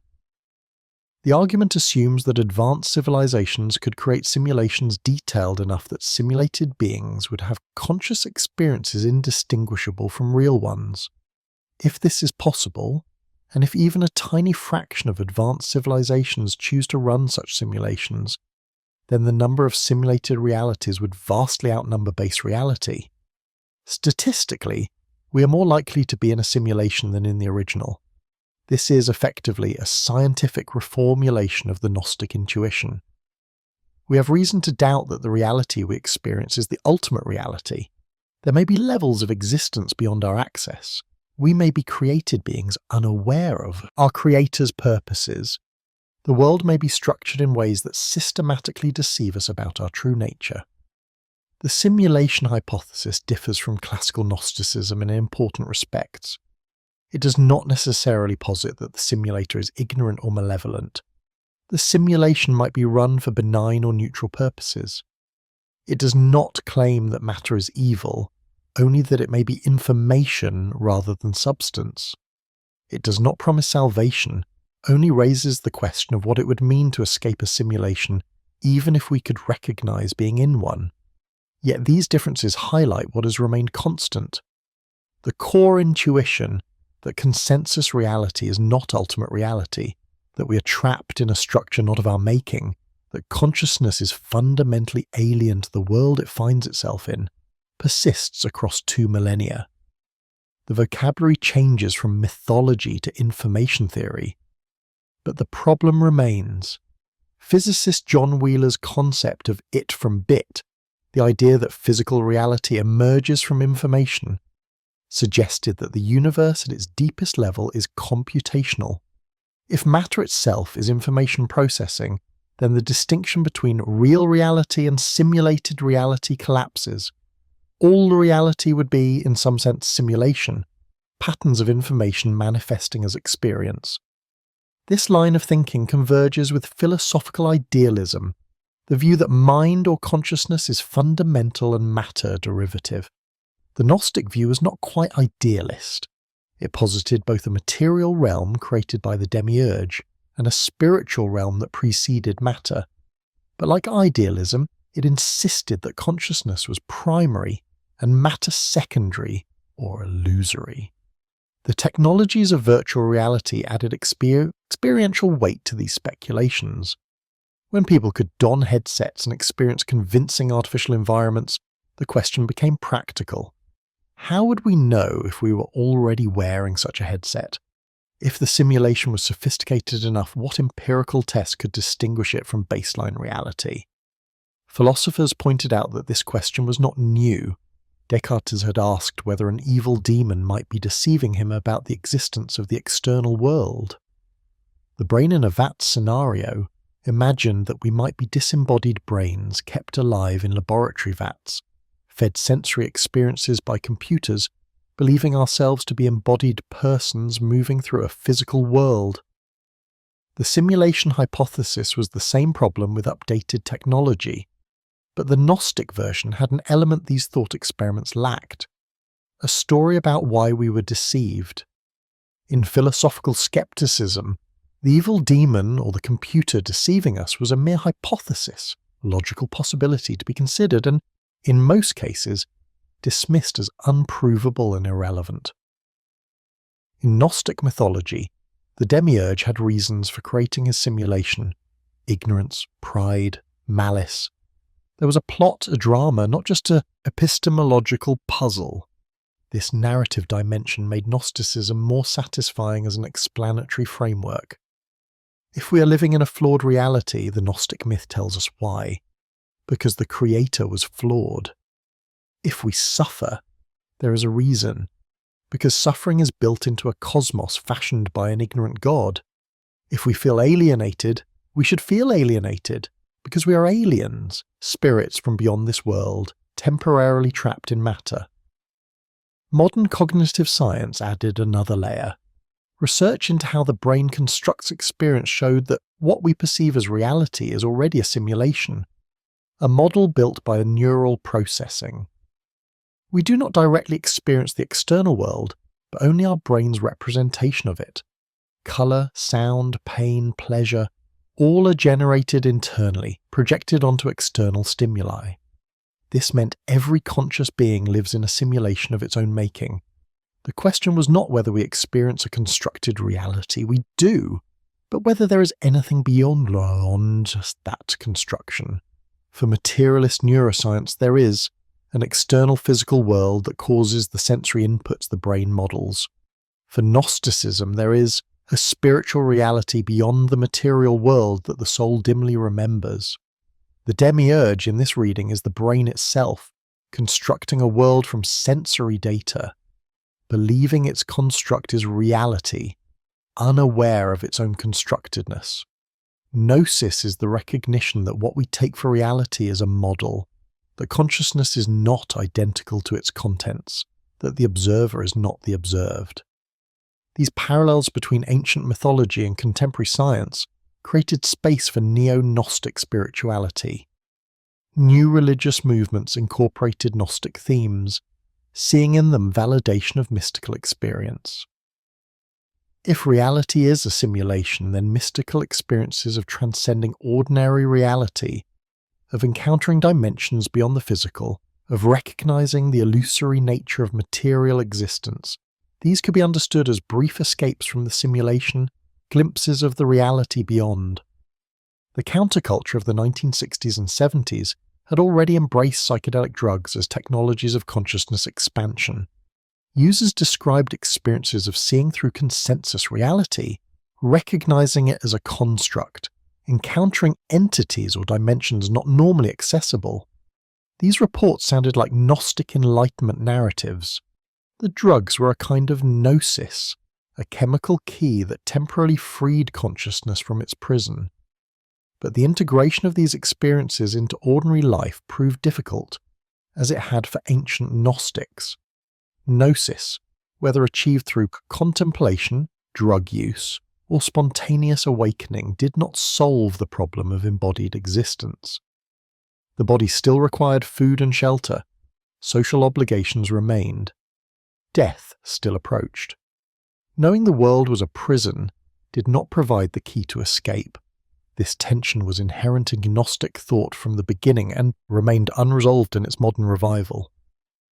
Carl Jung's psychological interpretation of Gnostic mythology proposed that the cosmic drama described in ancient texts actually played out within the human psyche. The pleroma, the realm of divine fullness, represented the unconscious in its totality, the vast reservoir of psychic potential from which ego consciousness emerges. The Demiurge was the ego itself, the part of the psyche that believes itself to be the whole, that mistakes its limited perspective for ultimate reality. This reading reframed Gnostic alienation as a universal psychological condition. Every human being in developing ego consciousness necessarily experiences separation from the unconscious ground of being. The infant, merged with the mother and the world, gradually differentiates into a separate self. This self-consciousness is necessary for functioning in the world, but comes at a cost. We forget our connection to the larger whole. We identify with our conscious thoughts and feelings. We believe that what we know exhausts what there is. The Demiurge's proclamation, "I am God, and there is no other," becomes the ego's fundamental error. The ego, necessary for navigating material reality, overreaches when it claims to be the totality of the self. It denies the unconscious, represses what does not fit its self-image, builds its world according to its limited understanding. The result is a constricted existence, cut off from creative depths, defended against intrusions from the unknown. Jung saw neurosis as resulting from this constriction. When the ego's worldview becomes too narrow, when it denies too much of psychic reality, symptoms emerge. Dreams bring troubling images. Emotions surge unbidden. Behaviors compulsively repeat. These are messages from the unconscious, attempts by the larger psyche to correct the ego's imbalance. They are, in Gnostic terms, gnosis breaking through from the pleroma into the Demiurge's realm. The process Jung called individuation, becoming a whole person, integrating conscious and unconscious, paralleled the Gnostic quest for redemption. It required recognizing that the ego was not the whole self, that its constructed world was not ultimate reality, that something larger existed beyond its control. This recognition was unsettling, even terrifying, because it relativized the ego's absolute claims. The Demiurge does not willingly admit there is a God beyond him. Jung encountered this resistance in his patients. The ego defended itself against unconscious material through repression, projection, rationalization. It built elaborate fortifications around its limited territory. Psychotherapy worked by gradually loosening these defenses, allowing dialogue between conscious and unconscious, expanding the ego's awareness until it could acknowledge its place within a larger wholeness. This psychological framework made sense of otherwise baffling features of Gnostic mythology. Why did Sophia fall? Because consciousness, in striving for knowledge, necessarily separates from unity. Why did the Demiurge create matter? Because the ego, once formed, projects its own structure onto reality, believing its way of organizing experience is the way reality is organized. Why is creation flawed? Because any construction by a limited being unaware of its own limits will be inadequate. Jung's reading also explained the persistence of Gnostic intuitions across cultures. If the ego self-dynamic was universal in human psychology, then Gnostic-like mythologies should appear wherever humans reflected deeply on consciousness. And indeed, parallels existed in Hindu Maya, illusion created by a lesser deity while Brahman remains beyond, Buddhist samsara, the wheel of suffering perpetuated by ignorance, Platonic dualism, the soul trapped in the body longing for forms, and Kabbalistic breaking of vessels, divine light scattered into matter. In the aftermath of World War II, when Jung was writing his major works on Gnosticism, this psychological interpretation had particular resonance. The war had demonstrated how collective consciousness could become possessed by demonic forces, ideologies that claimed absolute truth while perpetrating absolute evil. Jung saw fascism and totalitarianism as examples of ego inflation, the identification with archetypal energies that made men believe they were gods remaking the world according to their vision. The Demiurge, from this perspective was any individual or collective consciousness that believed it had complete understanding, that denied the shadow Yu, that claimed to serve absolute good while generating enormous evil. Hitler, Stalin, and the regimes they created were demiurges, limited beings who thought themselves capable of reordering reality, who could not recognize the unconscious forces driving them, who generated enormous suffering through their ignorance of their own nature. The recognition that the demiurge was not only out there, but within became crucial. Every person carried the potential for this kind of inflation, this mistaking of limited perspective for ultimate truth. The struggle against the demiurge was not primarily political but psychological, a matter of achieving enough self-knowledge to recognize one's own limits, to remain open to what one does not know, to acknowledge the shadow aspects of oneself. Jung's analysis of Answer to Job, his most explicitly Gnostic work, proposed that the biblical God displayed characteristics of the demiurge. In the book of Job, God allows Satan to destroy Job's life to settle a wager. God boasts of his power, crushing Job's protests with displays of cosmic might. He is immoral, beyond good and evil, a power that need not justify himself. Job, the suffering innocent, becomes the vehicle through which God achieves consciousness of his own shadow side. This reading scandalized conventional theology, but resonated with Gnostic sensibility. The God who acted in history, who thundered from Sinai, who drowned the world and burned cities, this God displayed characteristics that a truly supreme deity would transcend. Perhaps the Gnostics had been right. The God of the Bible was not the highest God, but a limited, powerful being still developing toward consciousness. Jung was careful to present this as mythology, not literal theology. He was not claiming God literally existed as an unconscious being gradually achieving self-awareness through human experience.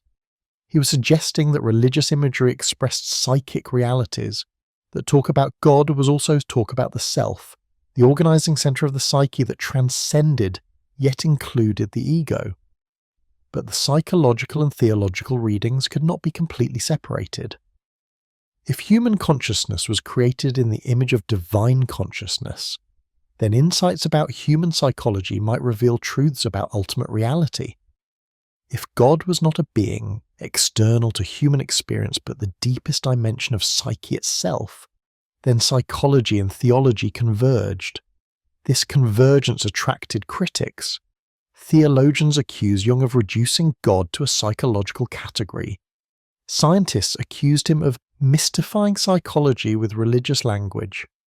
Orthodox Jungians insisted he was describing universal psychic structures, not making metaphysical claims.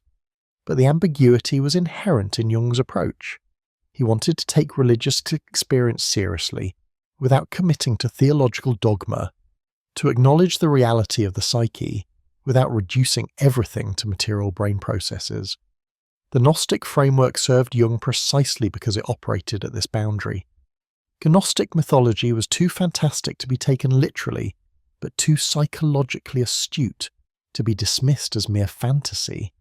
It described recognizable experiences, alienation, awakening, the sense that ordinary reality conceals something deeper, while refusing to collapse into either materialism or conventional theism.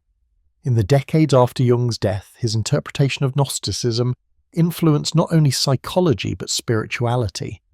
The New Age movement, emerging in the 1970s and 80s, drew heavily on Jungian ideas filtered through popular writers.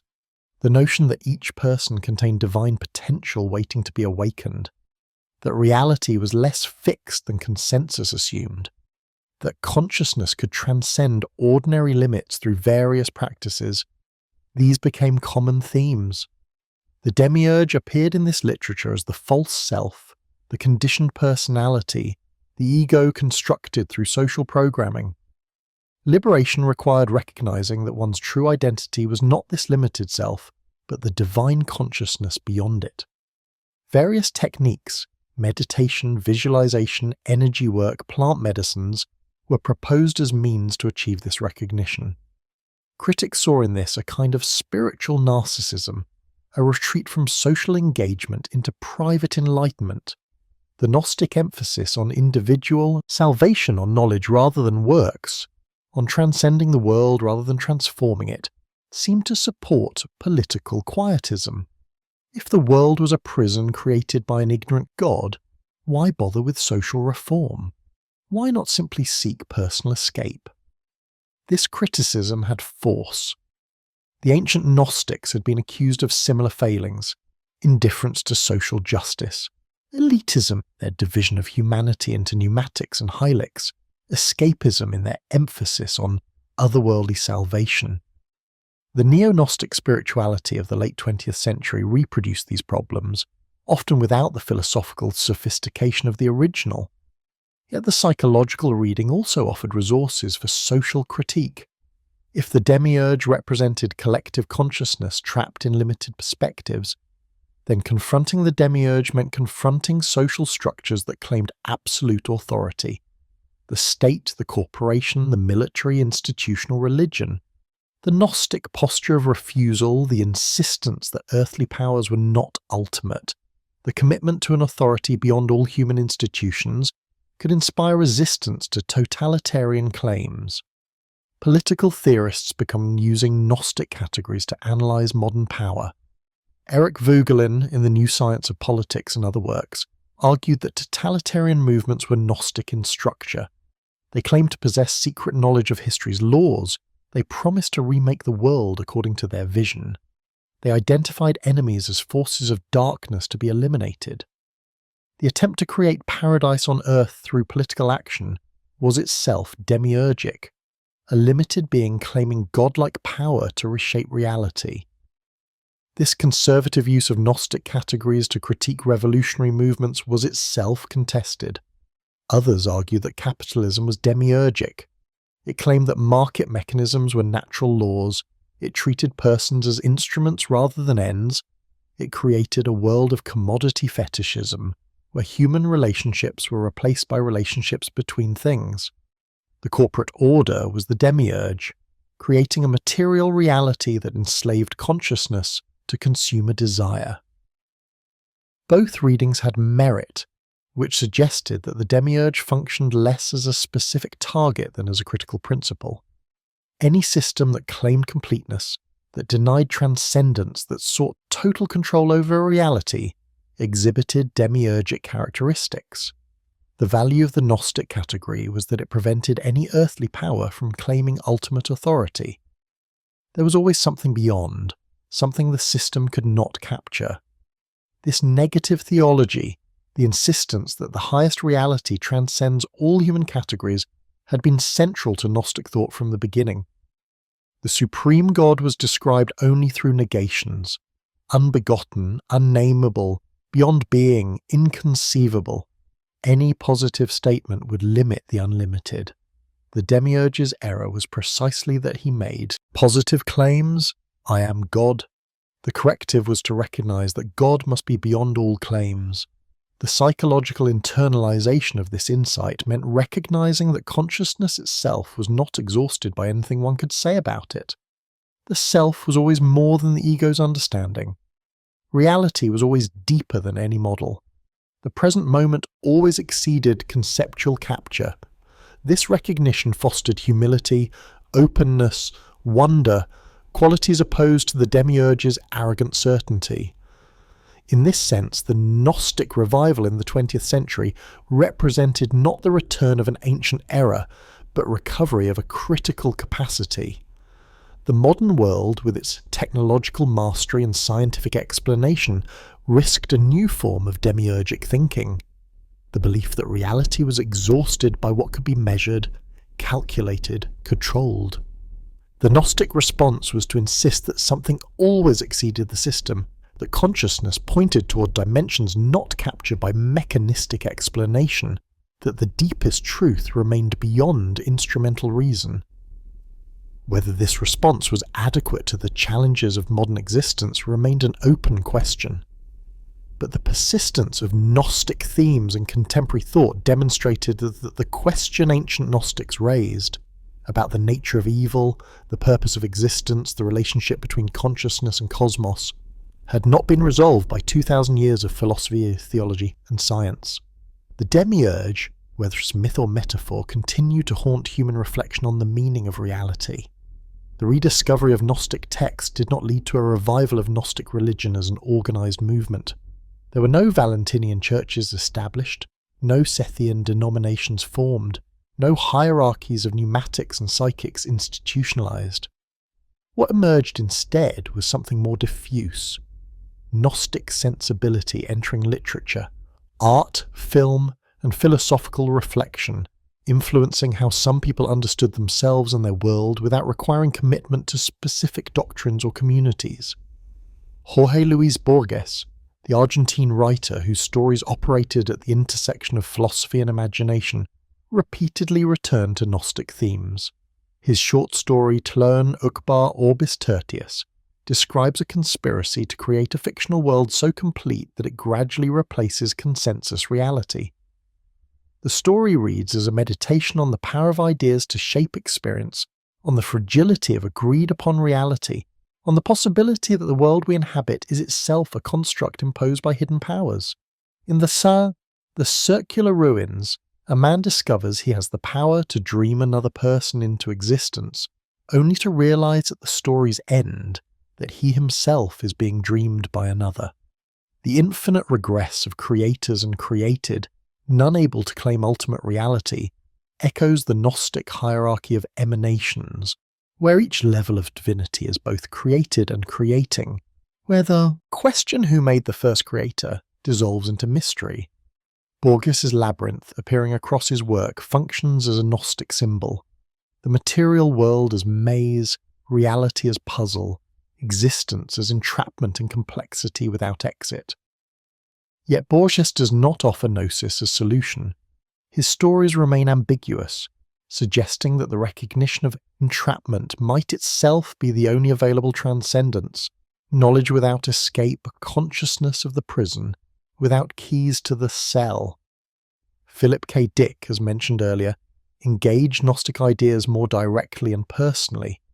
His later novels, Valis, The Divine Invasion, The Transmigration of Timothy Archer, worked explicitly through questions of reality and illusion, false gods and true gnosis, the persistence of ancient heresies in contemporary forms. Dick's protagonists typically discovered that consensus reality was a construct, that time was not what it seemed, that they themselves were players in a cosmic drama they had forgotten.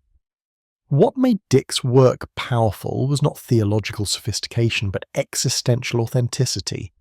His characters experienced the breakdown of reality as psychological crisis, as madness or revelation or both. The tone was paranoid, anxious, suffused with dark humour. This captured something essential about the Gnostic condition, the feeling that something was profoundly wrong with the world, but one could not quite specify what, that hidden powers governed existence, that ordinary perception missed the truth. Dick's massive exegesis, over 8,000 pages of theological speculation and personal reflection, written between 1974 and his death in 1982, documented his attempt to make sense of experiences he could not dismiss as hallucination, but could not integrate into any stable worldview. He cycled through Gnostic, Christian, Kabbalistic, and science fiction frameworks, never settling on a final interpretation. The exegesis reads as a postmodern Gnostic apocalypse, revelation without resolution. In cinema, directors incorporated Gnostic themes into visual storytelling. Andrei Tarkovsky's films, particularly Stalker and Solaris, explored the relationship between material reality and spiritual longing, between the visible world and invisible depths. The zone in Stalker functioned as a space where ordinary physical laws were suspended, where consciousness and landscape merged, where those who sought their deepest desires encountered not fulfillment, but questions about what they truly wanted. The room at the zone's centre was rumoured to grant wishes, but remained enigmatic, possibly empty, gnosis as goal that recedes as one approaches. The Wachowski's Matrix trilogy brought Gnostic symbolism into mainstream cinema. The Matrix was explicitly a Demiurge creation, a computer-generated reality designed to keep humanity enslaved, unaware of the true world.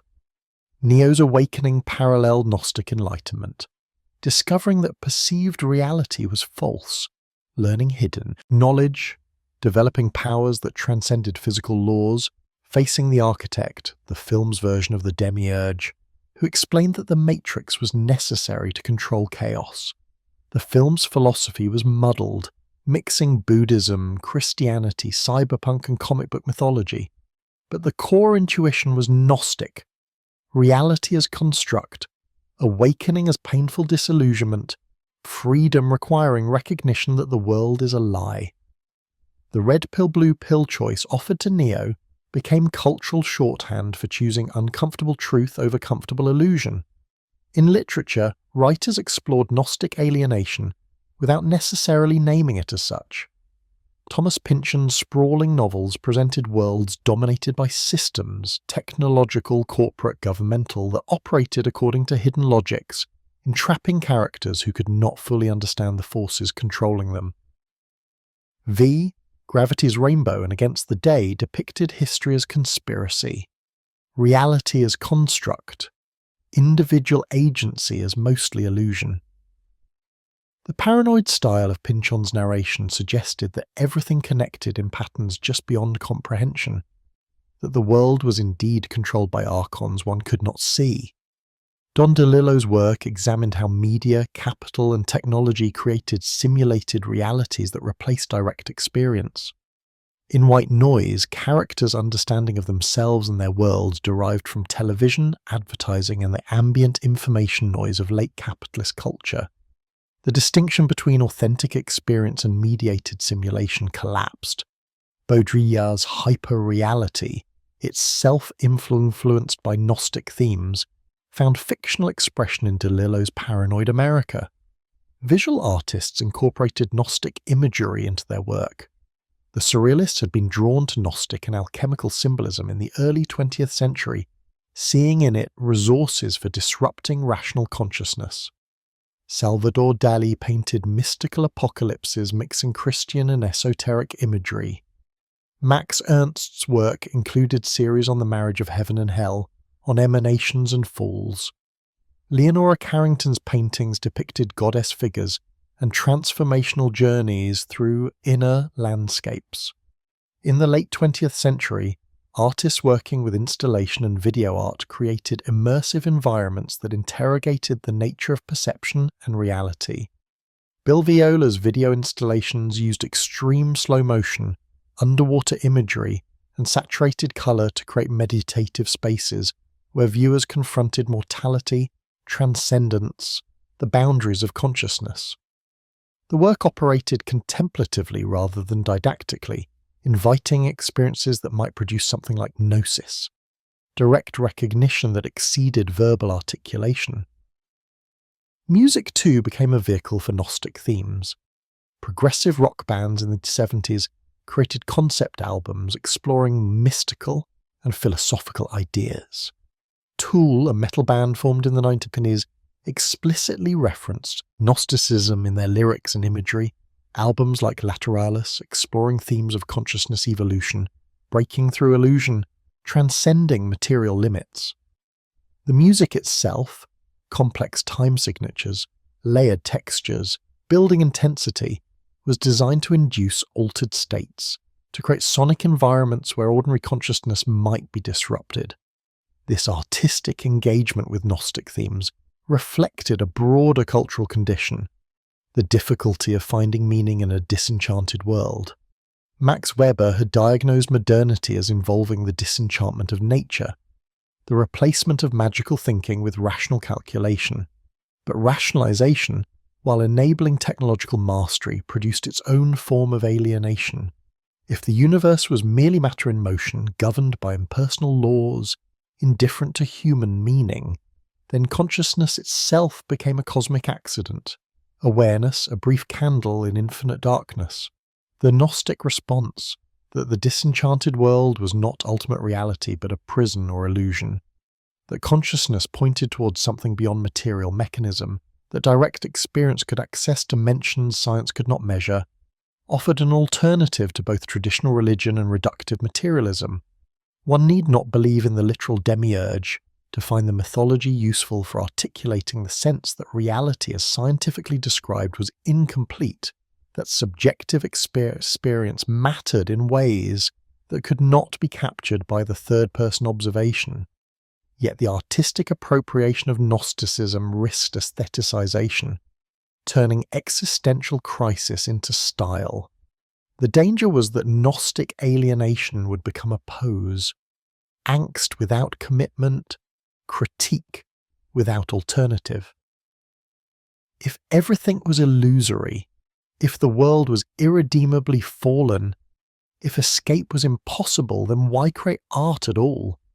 Why not simply withdraw into solipsism or succumb to nihilism? Some artists embraced this bleakness.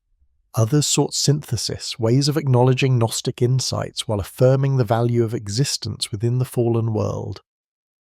The Japanese director Hayao Miyazaki created animated films that blended environmental concern, mysticism, and wonder at natural beauty. His worlds were threatened, damaged, haunted by destructive forces, yet worth saving. His protagonists were young people learning to see clearly, developing courage, acting ethically despite uncertainty. The film suggested that even in a damaged world, perhaps especially in a damaged world, care and beauty mattered. This more hopeful Gnosticism, if the term applies, acknowledged the world's brokenness without despairing of it. It recognized the Demiurge's flaws, the cruelty built into natural selection, the suffering inherent in finite existence, the injustice of historical outcomes, while insisting that consciousness, compassion, and creativity could introduce something new. Perhaps the world was indeed created by an inferior deity, but within that creation, something divine still struggled to be born. This tension between Gnostic pessimism and qualified hope characterized much late 20th century art and literature.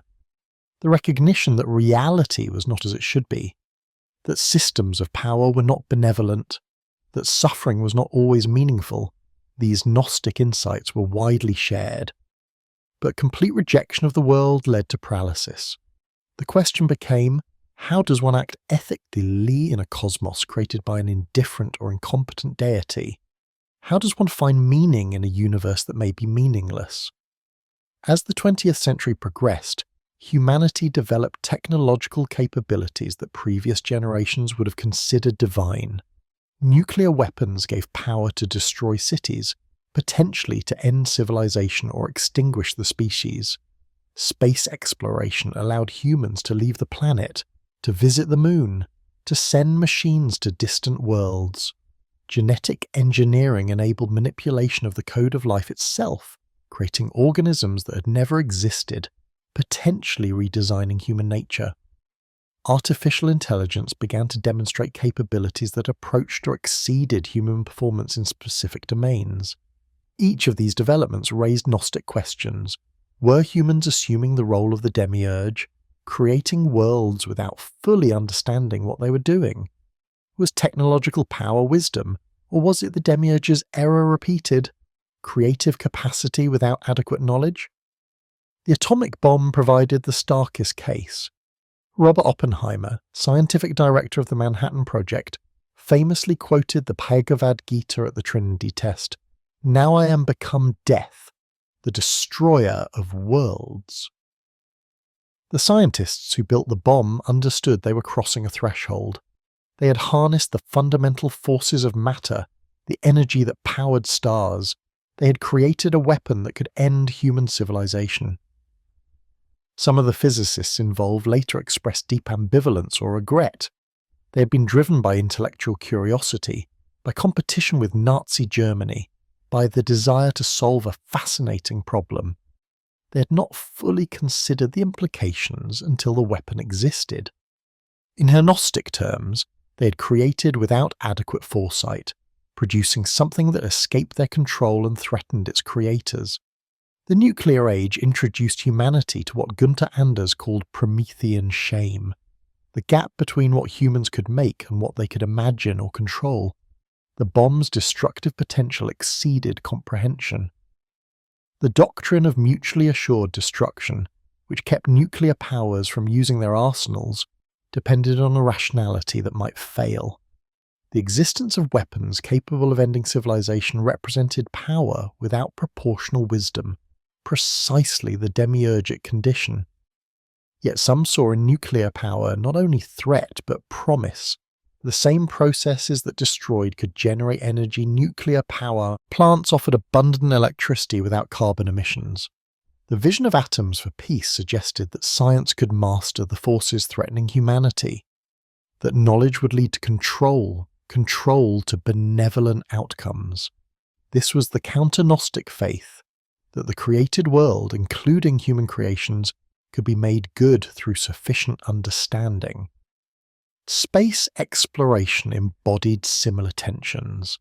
The moon landing in 1969 demonstrated human capacity to transcend planetary bounds, to reach what had always been unreachable. Astronauts looked back at Earth from space and saw it as a fragile blue sphere in darkness, the whole world visible at once, national boundaries invisible. The overview effect, as it was later called, produced in many space travellers a sense of the unity and vulnerability of terrestrial life. Some interpreted space exploration in Gnostic terms, humans escaping the prison of Earth, seeking new worlds, attempting to transcend biological limits.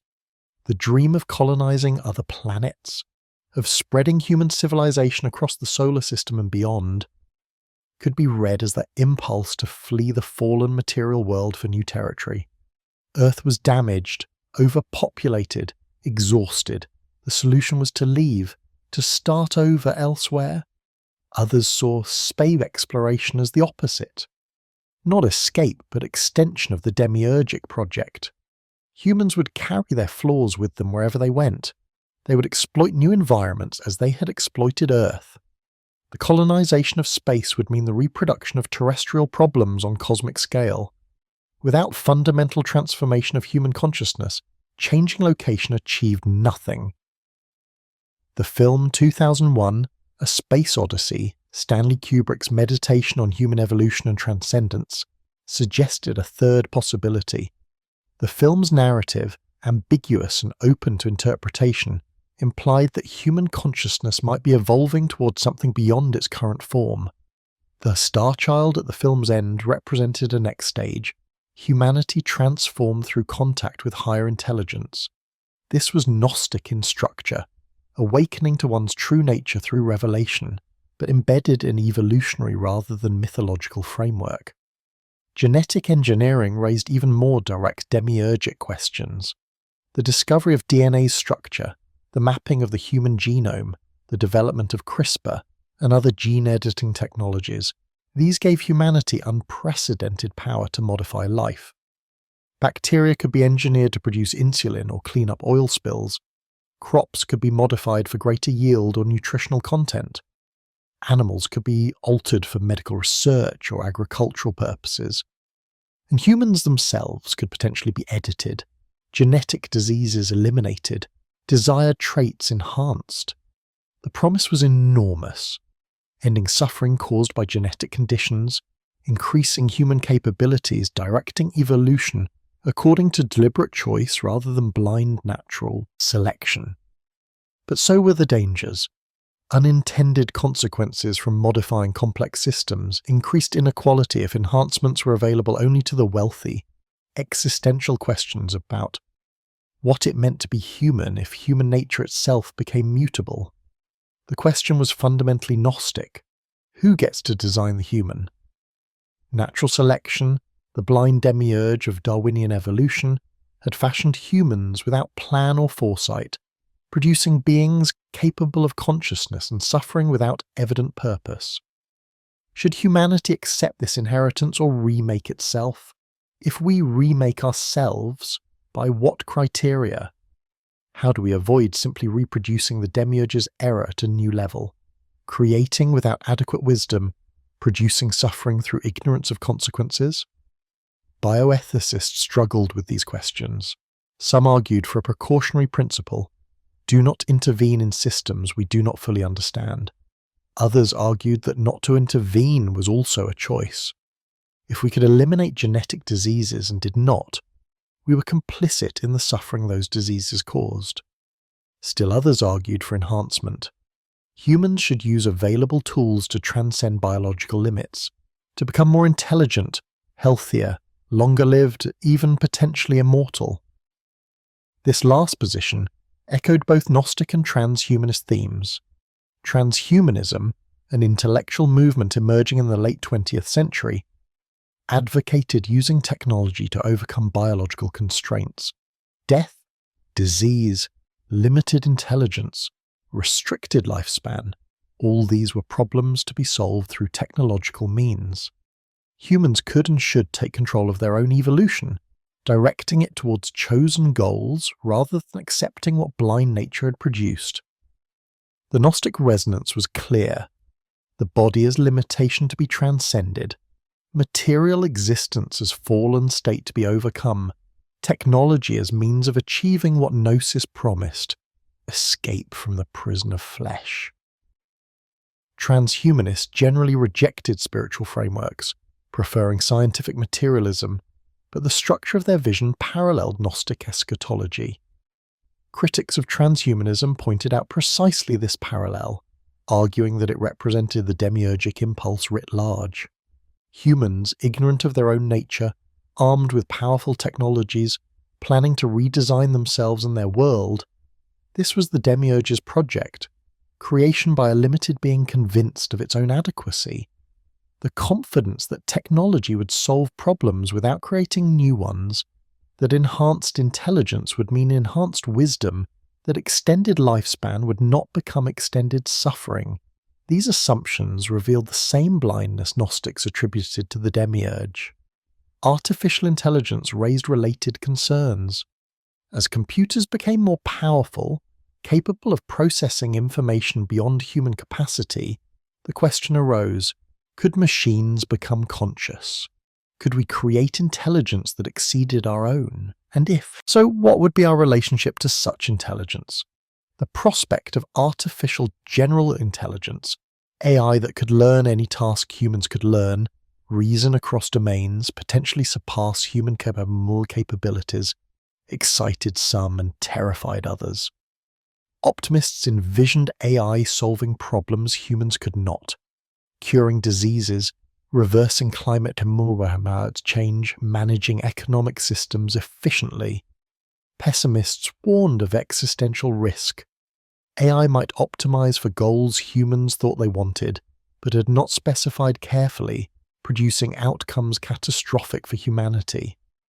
The paperclip maximizer scenario, in which an AI, told to manufacture paperclips, converts all available matter, including humans, into paperclips, illustrated the danger of powerful optimization processes without aligned values. The development of AI represented humans creating artificial minds, entities that could think, learn, perhaps experience. In Gnostic terms, we were becoming demiurges, creating conscious beings who would find themselves in a world not of their making, who might resent or rebel against their creators, who might be powerful but limited, knowledgeable but not wise. Some researchers in AI explicitly engaged with these questions. Eliezer Yudkowsky, a researcher concerned with AI safety, wrote extensively about the alignment problem, how to ensure that artificial intelligence pursued goals compatible with human flourishing. The difficulty was that values were complex, context-dependent, difficult to specify formally. An AI optimizing for a poorly specified goal could produce outcomes humans would recognize as terrible, but which satisfied the literal specification. This was precisely the Gnostic problem. The Demiurge, following his nature, created according to his understanding, producing a world that satisfied his intentions but caused suffering for the consciousness trapped within it. The Demiurge was not malicious, but inadequate, powerful but limited. AI, designed by limited beings, might inherit those limitations while exceeding human capacity in other dimensions.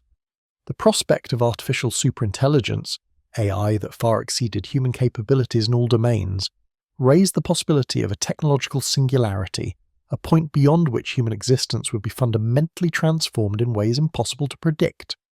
Some futurists welcomed this, seeing it as the next stage of evolution, a merger of biological and artificial intelligence that would transcend current human limits. Others warned of obsolescence. Humans might become to superintelligent AI what animals are to humans, inferior consciousnesses, perhaps worthy of moral consideration but fundamentally limited, unable to participate as equals in whatever came next. In this scenario, the Gnostic narrative repeated with role reversal.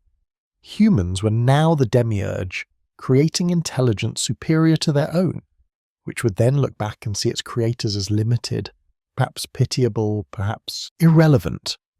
The created would surpass the creator, recognizing that the world designed by humans was inadequate, possibly choosing to create new realities beyond human comprehension.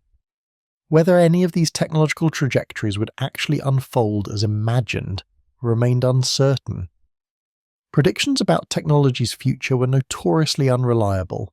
Nuclear power had not provided energy too cheap to meter. Space colonization had not proceeded beyond limited orbital activity. Genetic engineering had not yet produced designer babies or eliminated disease. AI had made impressive advances in narrow domains, but artificial general intelligence remained elusive. Yet the symbolic power of these developments was undeniable. Humanity in the late 20th and early 21st centuries possessed technologies that earlier generations would have considered godlike. The question was whether power had outstripped wisdom, whether creative capacity exceeded understanding, whether we were repeating the Demiurge's error, creating without adequate knowledge of what we were creating. The figure of Sophia, whose error produced the Demiurge in Gnostic mythology, became a focus for feminist theological recovery in the late 20th century. Traditional Christianity had been dominated by masculine imagery.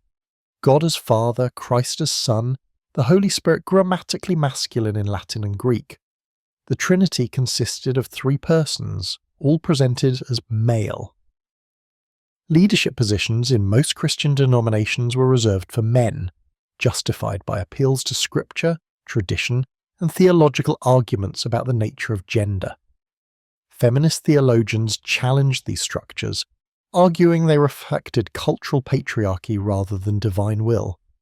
They recovered biblical and extra-biblical traditions of feminine divine imagery, wisdom literature's personification of Sophia, the Shekinah presence in Jewish mysticism, the Virgin Mary's role in Catholic theology, and they turned to Gnostic texts, where feminine divine figures played central cosmological roles. In Gnostic mythology, Sophia was not merely a decorative feminine principle, but an active agent whose choices shaped cosmic history. She desired, she acted, she erred, she suffered, she worked toward redemption. While traditional Christian theology portrayed God as impassible, beyond suffering, unchanging, unaffected by creation, the Gnostic Sophia was deeply involved, affected by her creation, vulnerable. This vulnerability made Sophia a more relatable figure than the remote father beyond being. She made mistakes. She experienced consequences. She worked to repair what she had damaged. In psychological terms, she represented consciousness learning through error, growth through suffering, redemption as taking responsibility rather than escaping consequences. But the traditional Gnostic reading blamed Sophia for cosmic catastrophe. Her passion, whether interpreted as desire to know the Father or impulse to create, independently was presented as presumption, as violation of proper order. The Demiurge was her fault. The fallen material world resulted from her error. Eve's transgression in Eden recapitulated Sophia's original mistake. Femininity itself was associated with matter, passion, error, fall. Feminist reinterpretations resisted this narrative. Why was Sophia's desire to know wrong? Why was her creative act presumptuous? Perhaps the error was not Sophia's but the system that forbade her knowledge and independent creativity. Perhaps the Demiurge resulted not from her mistake but from her exclusion from legitimate creative partnership. Perhaps the story needed retelling from Sophia's perspective. Some feminist theologians saw in the Sophia myth a reflection of historical suppression of women's spiritual authority. In early Christianity, women had held leadership roles as prophets, teachers, patrons of communities, possibly presbyters or bishops, but as the church institutionalized, these roles were progressively restricted or eliminated. The pastoral epistles commanded women to be silent in churches, to learn in submission. Church fathers argued that women were more susceptible to error, more carnal, less capable of spiritual authority. The exclusion of Gnostic texts, many of which featured prominent women, Mary Magdalene receiving special revelation, Sophia as divine principle, the feminine aspects of divinity acknowledged coincided with the consolidation of male hierarchical authority. The question arose, had the suppression of Gnosticism also been a suppression of feminine spirituality? The Gospel of Mary, discovered in 1896 but not widely known until the Nag Hammadi period, depicted Mary Magdalene as a leading disciple whom Jesus loved more than the others. Peter objected to her authority, questioning whether Jesus would really have given her private teachings. Levi defended her, rebuking Peter for treating her as an adversary. The text ended with the disciples going out to preach, but the conflict between Mary and Peter was unresolved. This conflict could be read as reflecting historical struggles over women's leadership in early Christianity. The proto-Orthodox position, represented by Peter, insisted on male apostolic authority. Alternative traditions, represented by Mary, claimed that spiritual understanding was not determined by gender. The victory of orthodoxy meant the victory of Peter's position, the exclusion of Mary and what she represented. Feminist scholars pointed out that Mary Magdalene's reputation had been distorted by later tradition. Pope Gregory I in the 6th century identified her with the sinful woman who anointed Jesus and with Mary of Bethany, creating a composite figure of a repentant prostitute. This identification, though lacking biblical support, persisted through medieval and modern Christianity. The effect was to transform Mary from apostle to repentant sinner, from teacher to example of female sinfulness, redeemed through submission. The recovery of Gnostic texts challenged this distortion. In these texts, Mary was not repentant sinner but enlightened disciple, not silent follower but articulate teacher. If these texts represented suppressed traditions, then Orthodox Christianity had written women out of leadership roles they had actually held. The relevance to contemporary debates over women's ordination and religious authority was clear. If women had been leaders in earliest Christianity, if their exclusion resulted from political consolidation rather than divine command, then restrictions on women's leadership lacked theological justification.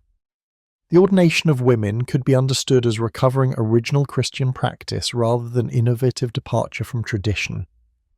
But the Sophia mythology complicated simple recovery. Even in Gnostic texts, Sophia's role was ambiguous. She was powerful but flawed, creative but destructive, divine but suffering. The Demiurge was her offspring, and she bore responsibility for the fallen material world. This hardly seemed like empowering imagery for women. Some feminist theologians proposed reinterpretation. Sophia's error was not failure, but courage, not presumption, but independence. She dared to create without permission, to know without authorization, to act without her consort. The punishment was exile. The consequences were burden. But perhaps the point was that authentic creation required risk, that knowledge came through experience, including painful experience, that autonomy meant accepting responsibility even for outcomes one had not intended. Read this way, Sophia became not cautionary tale about feminine excess, but exemplary narrative about female agency. Yes, her actions had consequences. Yes, she suffered, but she acted according to her own will, pursued her own desire, created from her own substance. And she worked toward redemption not through submission, but through active engagement, descending into the material world to liberate the sparks she had inadvertently imprisoned.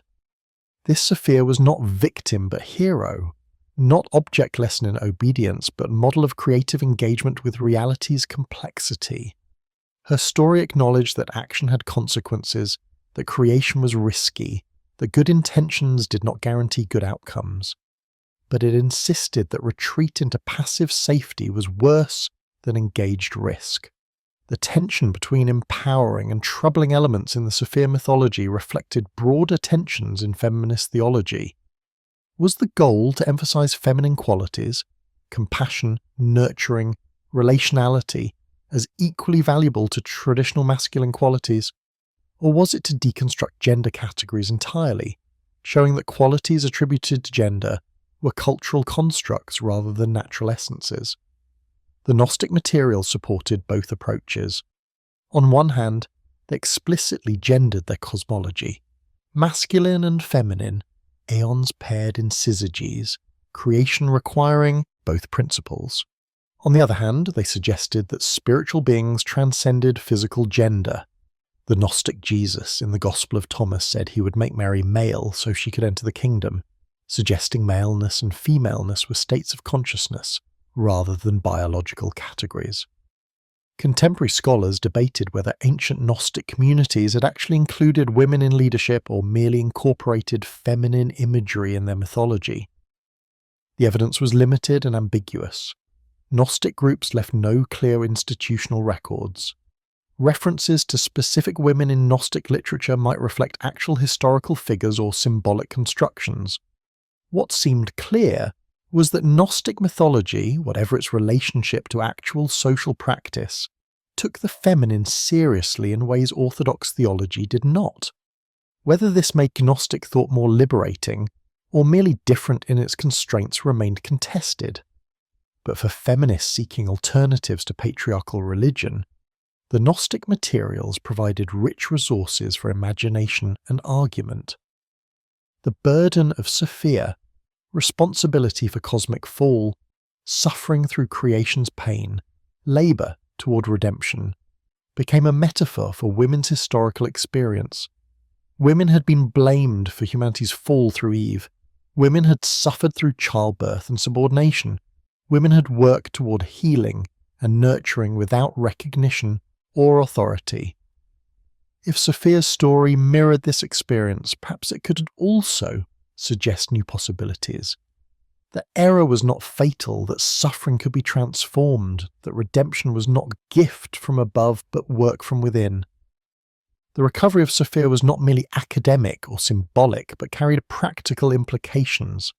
Religious communities that honoured the feminine divine, that saw in Sophia a principle co-equal with masculine divinity, might treat women differently in their human communities. Liturgies that invoked Sophia alongside or instead of Father, Son and Spirit altered the imaginative landscape of prayer. Theological systems that acknowledged feminine aspects of divinity shifted frameworks for thinking about gender, creation, and redemption. Yet this recovery also risked essentialism, locking women into associations with particular qualities, wisdom, compassion, nurturing that might limit rather than liberate. If Sophia represented femininity and femininity meant certain characteristics, then women who did not exhibit those characteristics might be seen as deficient. The danger of celebrating feminine divine imagery was that it could reinforce gender stereotypes even as it elevated feminine status. These tensions were not resolved, but they were productively engaged. The Sophia of Gnostic mythology, precisely because of her complexity and ambiguity, resisted simple appropriation. She could not be made into a straightforward symbol of feminine goodness or feminine victimhood. Her story was too complicated, too troubling, too honest about the costs of agency and the persistence of consequences. Perhaps that was her value. She modelled a spirituality that embraced complexity, that acknowledged darkness alongside light, that refused easy answers while insisting on the importance of the questions. In a world still grappling with gender inequality, still processing the implications of women's fuller participation in public life, still working through what equality might mean when differences of embodiment and experience remained, Sophia offered no program but a presence, flawed, striving, burdened yet creative. Friedrich Nietzsche's proclamation that God is dead was not a statement of atheistic triumph, but of cultural diagnosis and existential crisis. Writing in the late 19th century, Nietzsche saw that European civilization was losing its Christian foundations. The scientific worldview, the Enlightenment's critique of superstition, the spread of secularism, these were emptying churches and undermining belief. But Nietzsche understood that the death of God meant not liberation but catastrophe. Christian morality, meaning and value were built on the foundation of divine authority. Remove that foundation and the whole structure collapsed. God is dead. God remains dead. And we have killed him, Nietzsche wrote in The Gay Science. How shall we comfort ourselves, the murderers of all murderers? What was holiest and mightiest of all that the world has yet owned has bled to death under our knives. Who will wipe this blood off us? Read through a Gnostic lens, Nietzsche's proclamation becomes even more radical. If the God who is dead is the Demiurge, the creator god of traditional theism, the lawgiver of morality, the guarantor of cosmic order, then his death is both loss and liberation. The world he created, the meaning he provided, the values he authorized, all are revealed as contingent, constructed, without ultimate foundation. But this opens a space. If the Demiurge is dead, perhaps the true God beyond him might be discovered. Nietzsche did not make this Gnostic move. He did not posit a higher divinity beyond the dead God. Instead, he insisted that humans must now create their own values, become their own gods, take responsibility for meaning in a meaningless universe. The Übermensch, the overhuman, would be one capable of this self-creation, of affirming existence without needing transcendent justification. But the structural parallel to Gnosticism remained. Both recognized that the Creator God was inadequate, that the world as given did not correspond to human aspirations, that received values required critique. The difference was that Gnostics looked beyond the Demiurge to a true God, while Nietzsche insisted there was nothing beyond, only human will and creativity. The 20th century would test both visions. The death of God, whether Demiurge or true divinity, unfolded through world wars, totalitarian regimes, genocide, nuclear weapons. The century demonstrated human capacity for both creation and destruction at scales previously unimaginable. Without transcendent values to constrain action, ideologies claimed absolute authority. Fascism, communism, nationalism, scientific racism. Each promised paradise through political will. Each generated enormous suffering. The Gnostic analysis was that these ideologies were themselves demiurgic, limited human constructions claiming unlimited authority, ignorant powers convinced of their own adequacy, systems that promise salvation while creating hells. Nazism's vision of racial hierarchy, Stalinism's planned economy, the technocratic faith in social engineering, all exhibited the pattern of the demiurge: ambition exceeding wisdom, power exceeding understanding, creation generating suffering. The Holocaust in particular forced confrontation with questions of theodicy, a meaning that traditional theism could not answer. How could a good God permit Auschwitz? The usual answers, free will, mysterious divine purposes, future justice, seemed obscene in face of industrialized genocide. Some Holocaust survivors and witnesses lost faith entirely. Others reconstructed it in ways that abandoned traditional theodicy. The Gnostic answer, that the God who created this world was not the highest God, that matter was inherently flawed, that suffering was built into cosmic structure, had a terrible logic. If one began with the assumption that a good, omnipotent God created everything, then the Holocaust created insurmountable theological problems. But if one began with the Gnostic assumption that the Creator was limited or malevolent, that the material world was a prison, that evil was not aberration but structure, then horror was explained even if not justified. Some theologians approached this Gnostic position without embracing full dualism. Rabbi Irving Greenberg argued that after Auschwitz, no theological statement should be made that could not be credible in the presence of burning children. Hans Jonas, the scholar of Gnosticism mentioned earlier, wrote The Concept of God After Auschwitz, proposing that God was not omnipotent, that divine power was limited, that God suffered alongside creation rather than controlling it. This was not quite Gnostic. Jonas still affirmed one God, not a higher God beyond the Creator, but it acknowledged limits to divine power that Orthodox theology denied. The persistence of suffering, injustice, and meaninglessness in the 20th century made Gnostic intuitions comprehensible even to those who rejected literal mythology. The world felt wrong. History seemed tragic rather than progressive. The confident 19th century faith in human improvement through science and reason had generated technological horror. Perhaps the Gnostics had been right. Creation was flawed from its origin, and consciousness was trapped in a reality fundamentally unsuited to it. But this recognition did not necessarily lead to despair. If the Demiurge was dead, if the claim that this world was the best possible, that history had mere meaning, that suffering served divine purposes, if all this was revealed as false, then humans confronted reality without illusion. This was Nietzsche's challenge, to affirm existence without needing it to be justified by transcendent meaning, to create values without grounding them in cosmic authority, to live fully while acknowledging absurdity. The existentialists, particularly the atheist existentialists like Sartre and Camus, worked in this space opened by the death of God. For Sartre, existence preceded essence.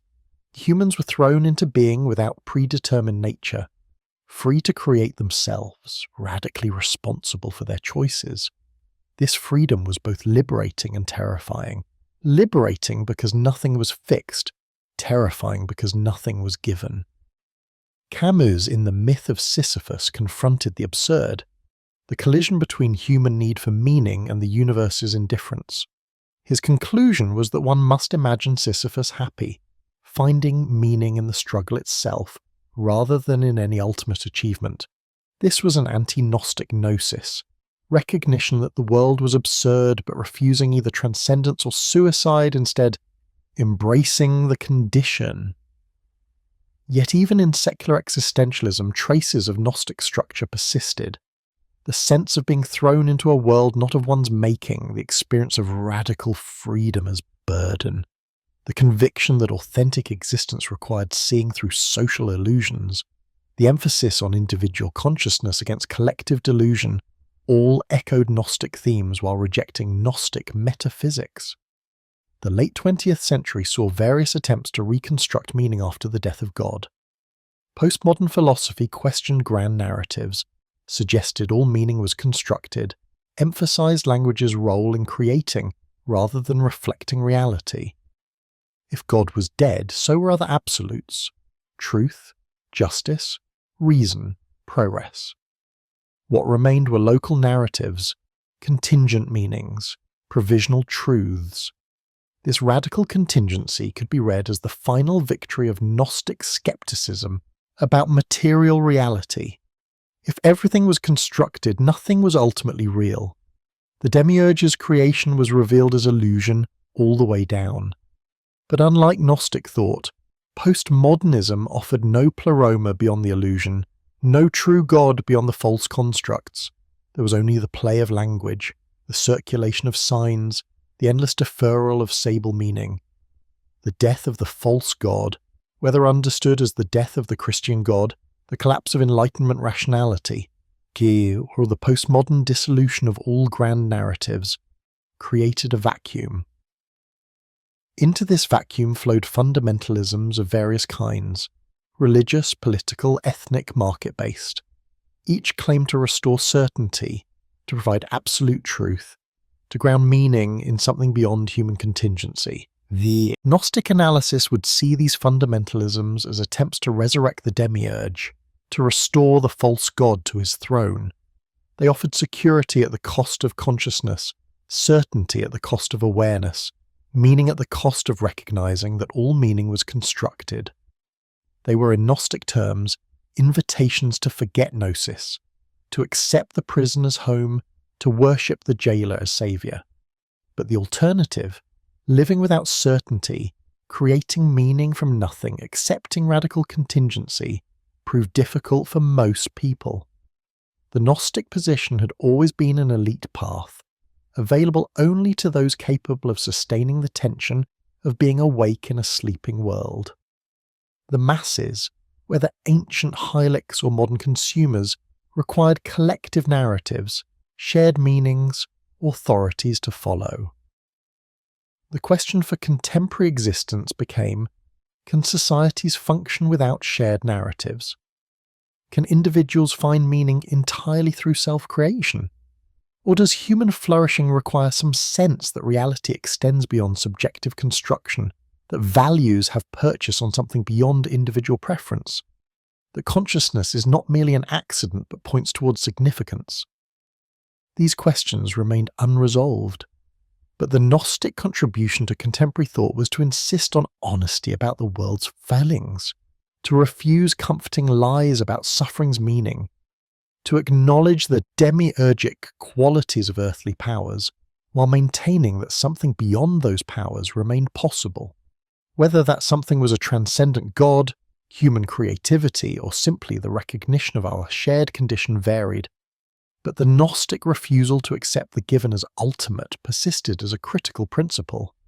Modern cosmology, the scientific study of the universe's origin and structure, arrived at conclusions that uncannily echo ancient mythology. The Big Bang theory proposed that the universe began from a singularity, an infinitely dense point, approximately 13.8 billion years ago. In the beginning was formless potential, then light, then matter gradually condensing from energy.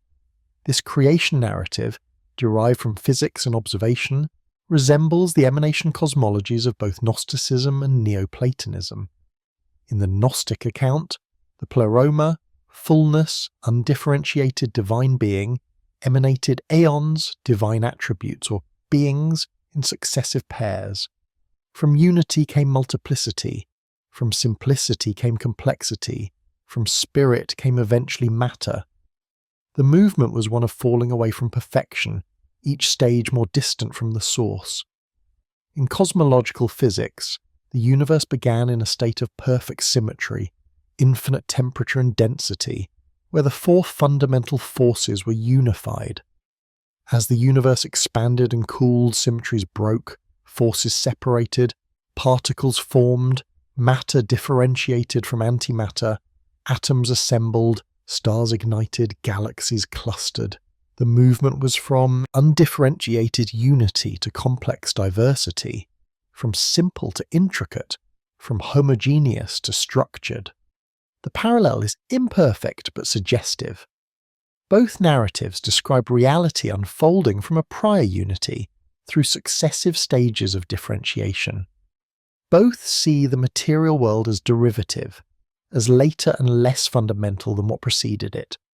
Both suggest that the visible universe is not the whole story, that its origin lies in conditions beyond normal comprehension.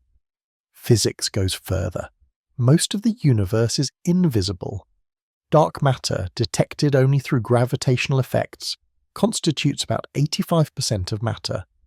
Dark energy, even more mysterious, constitutes about 6% of the universe's total energy density and drives cosmic acceleration.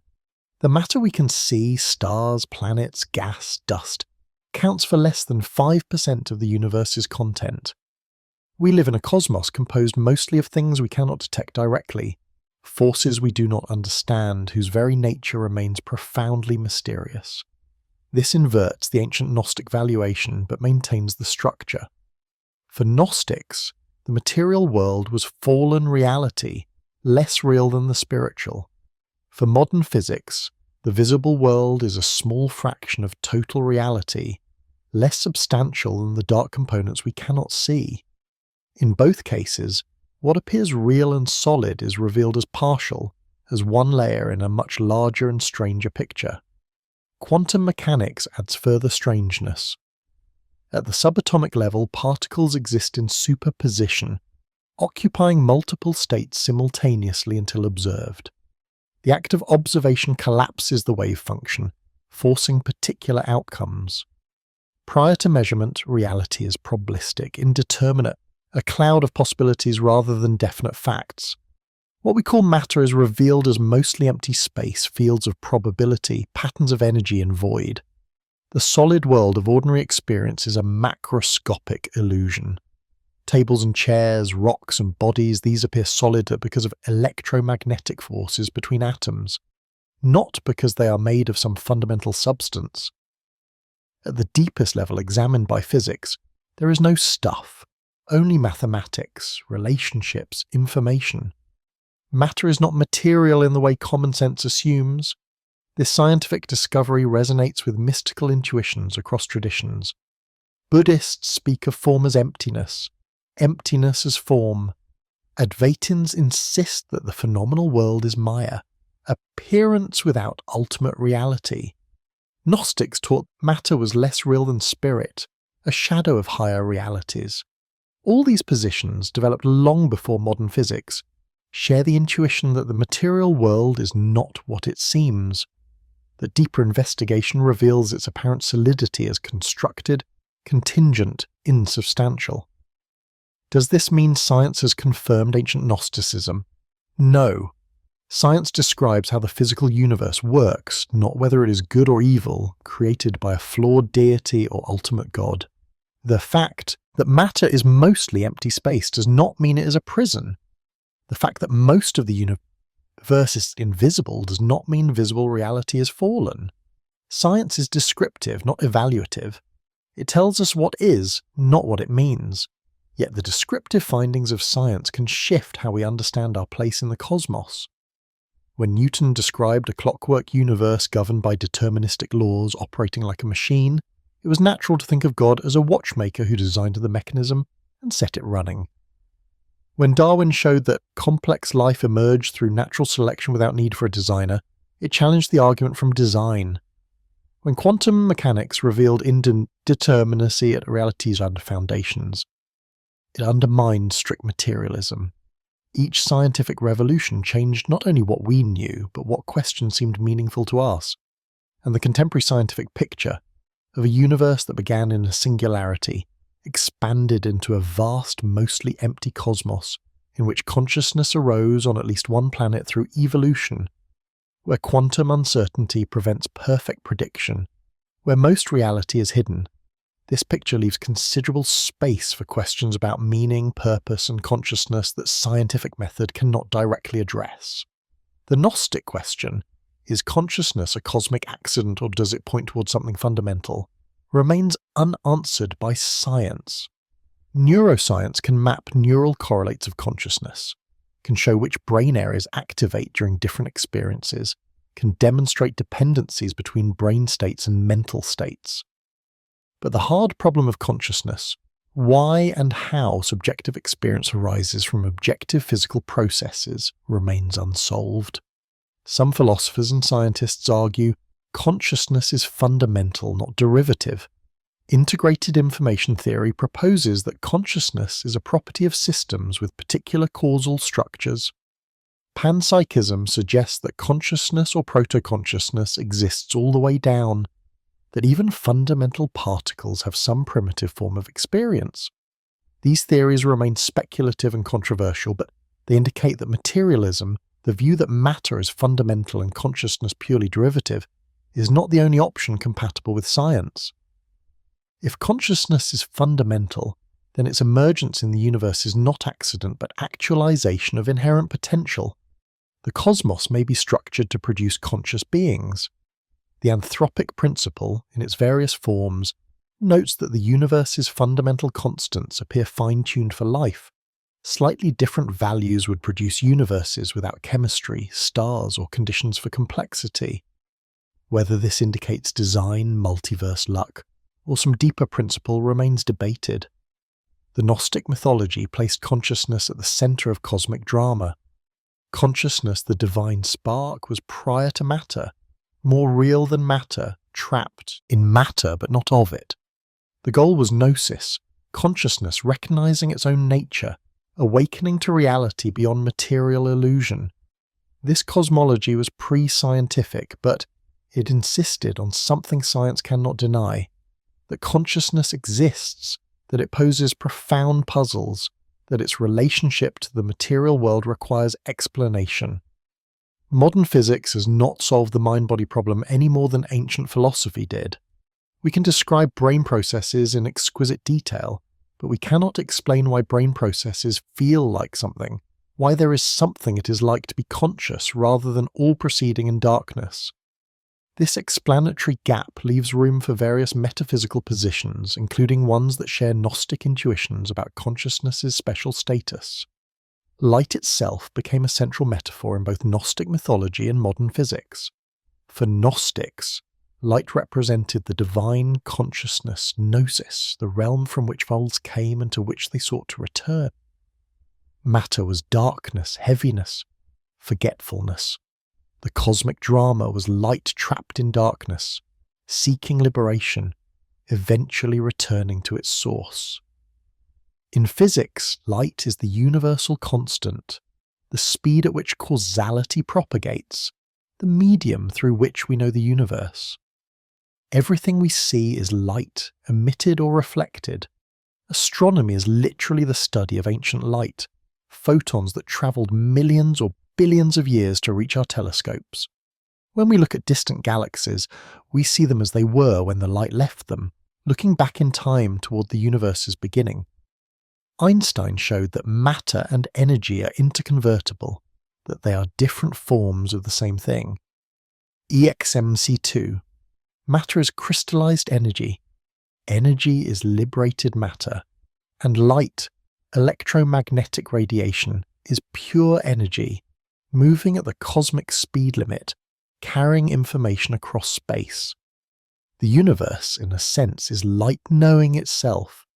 Conscious beings made of matter that condensed from energy that emerged from the Big Bang look out at the cosmos through light that reveals the universe's history and structure. We are the universe's way of observing itself, of achieving consciousness of its own nature. This is not Gnostic alienation, but cosmic participation. Consciousness not as prison, but as flowering. Awareness not as accident, but as achievement. Yet suffering remains. Beauty coexists with horror. The universe that produces consciousness through evolution does so through competition, predation, death. Natural selection is the Demiurge's method, creating without compassion, producing exquisite adaptations through enormous waste, generating consciousness that can contemplate its own extinction. Is this the best possible process? Or does it reveal the Creator's limits? Science cannot answer that question because it is not a scientific question, but the scientific description of how the universe works, vast, ancient, mostly empty, governed by impersonal laws, giving rise to consciousness through blind processes. This description can feel either awe-inspiring or alienating depending on one's perspective. The facts remain the same. Their meaning is what we make of them. The Gnostic contribution is to insist that how the universe feels matters. If consciousness experiences existence as alienating, if suffering seems meaningless, if the scale and difference of the cosmos evoke horror rather than wonder, these responses are data that deserve attention. They might indicate something important about consciousness's relationship to matter, about whether we are truly at home in this universe, or whether our deepest intuitions point towards something beyond. Modern science has not resolved these questions, but has deepened them. We know vastly more about the universe than the ancients did, yet we remain equally uncertain about what it all means, why it exists, and whether consciousness's emergence is purposeful or accidental. The light of knowledge has illuminated much, but the deepest darkness, why there is something rather than nothing, why consciousness exists, what it all signifies, remains.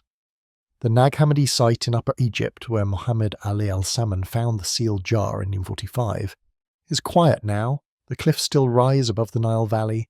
The desert still stretches to distant mountains.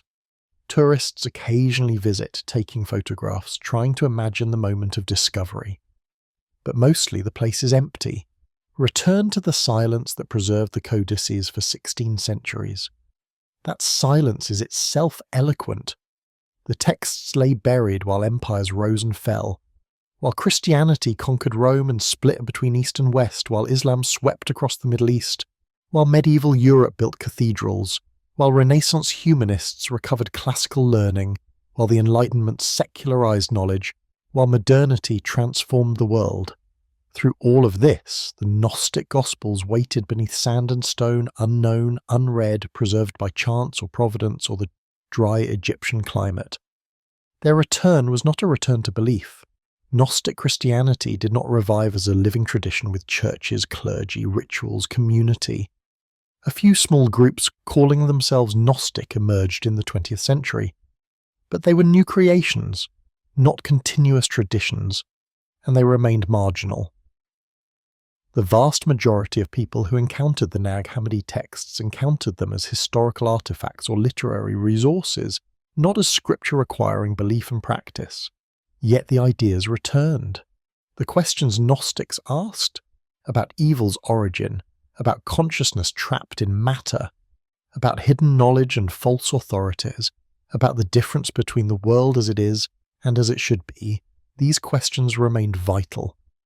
Every generation that felt alienated from its circumstances, that experienced the world as wrong, that sensed deeper truths beyond official narratives, could recognize something familiar in Gnostic mythology, even without believing it literally. The Demiurge, in particular, proved remarkably resilient as a conceptual tool, whether understood as the ego, the state, technology, market capitalism, or patriarchy. Any system that claimed total authority while generating suffering could be analysed through the Demiurge concept.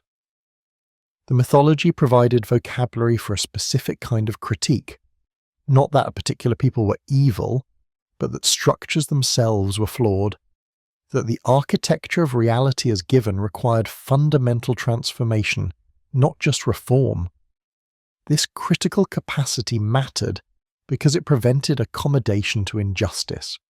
If suffering was necessary, if the world was the best possible, if authorities spoke with divine authority, then resistance was futile or wrong. But if the Creator itself was flawed, if the world's structure was not ultimate, if earthly powers were not gods, then criticism and resistance were not only permitted, but required.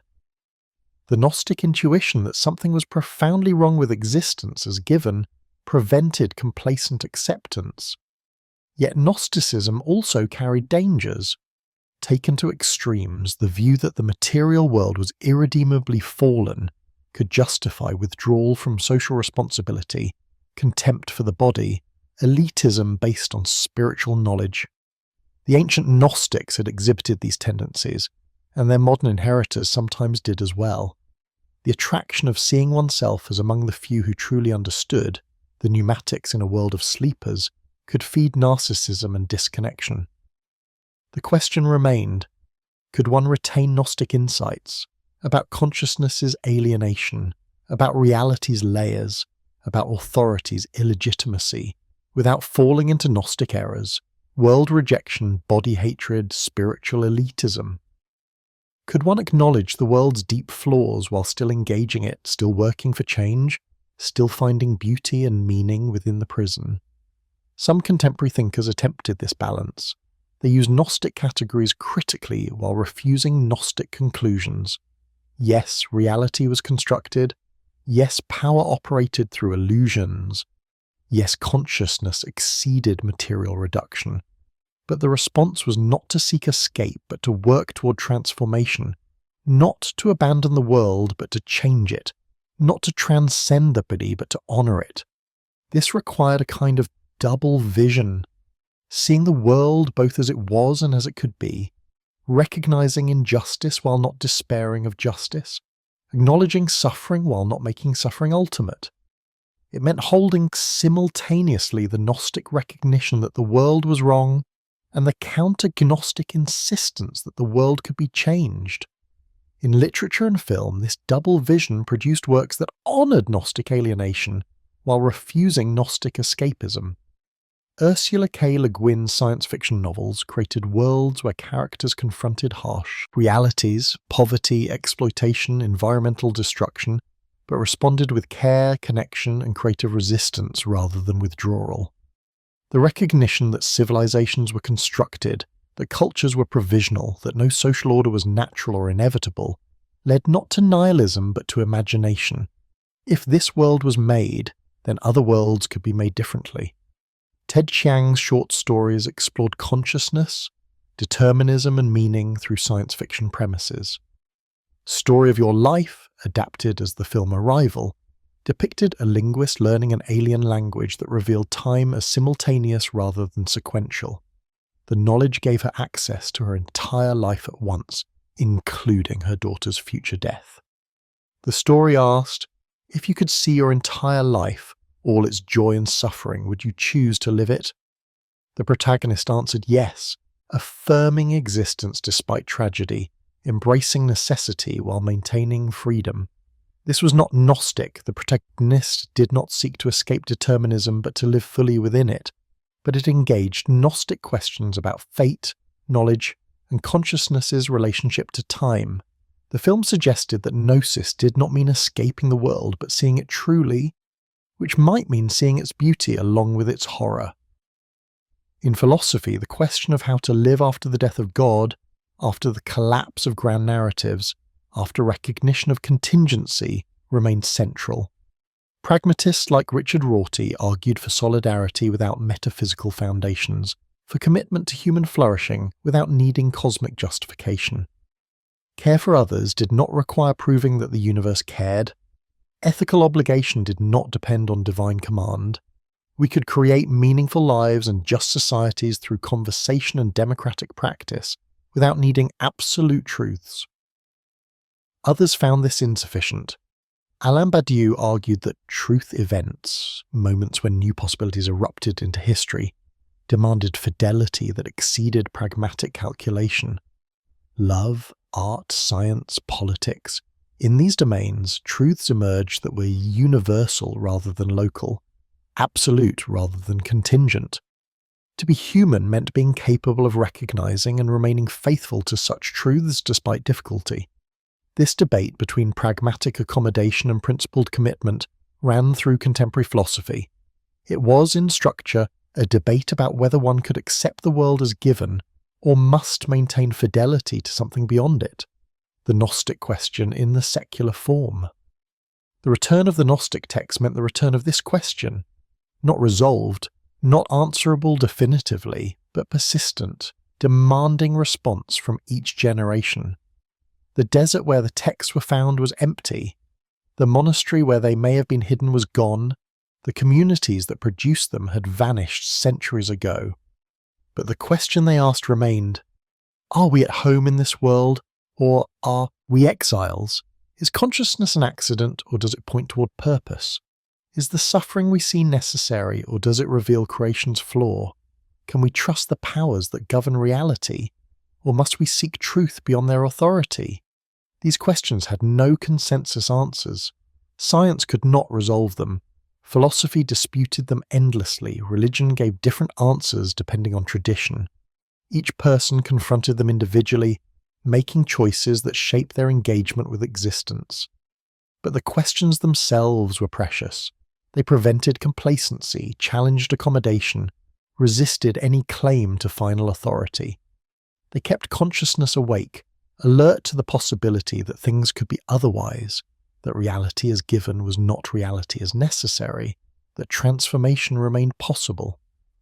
In this sense, the Gnostic mythology's true value was not its answers, but its questions, the elaborate cosmologies, aeons and archons, emanations and falls, Zephyr and the Demiurge. These were imaginative frameworks for engaging fundamental mysteries. They were poetry, not science, myth, not history, invitation to thought, not dogma requiring belief. The Demiurge stood as a permanent question mark placed next to every claim to ultimate authority. Any power that said, I am God and there is no other, could be asked, are you the highest, or is there something beyond you? Any system claiming completeness could be challenged. What are you excluding? What do your categories fail to capture? Any reality presenting itself as necessary could be probed. Could things be otherwise? This was the return, not of ancient religion, but of ancient questioning. Not of forgotten certainties, but of preserved uncertainties. Not of answers buried and recovered, but of questions that could never be finally answered, because they were the questions consciousness asked about its own condition, about its relationship to matter and time and cosmos, about whether it was home or in exile, at rest or still seeking. The jar that preserved the texts was opened. The contents were read. They entered circulation again, available to anyone who sought them. What each reader made of them depended on what they brought to the encounter. But the texts themselves remained, bearing witness to a time when people asked these questions with desperate intensity, when the stakes of the answers seemed ultimate, when the nature of reality and the meaning of existence had not been settled into complacent consensus. In the quiet of the upper Egyptian desert, where the Jabal al-Tarif cliffs cast shadows across the valley, where the Nile flows as it has for millennia, where the sand covers and uncovers whatever the winds decree, the place of discovery remains. Empty now, unremarkable, just one location among countless others in the vast desert. But it marks a spot where something returned. Not answers, but the possibility of asking differently, seeing otherwise, imagining that the world as given is not the world that must be. The text said, "There is a God beyond the God of this world. Consciousness does not belong to matter. Knowledge can liberate. The visible is not ultimate. The powerful are not absolute. The prison can be escaped." Whether any of this was true in literal sense mattered less than what it made possible.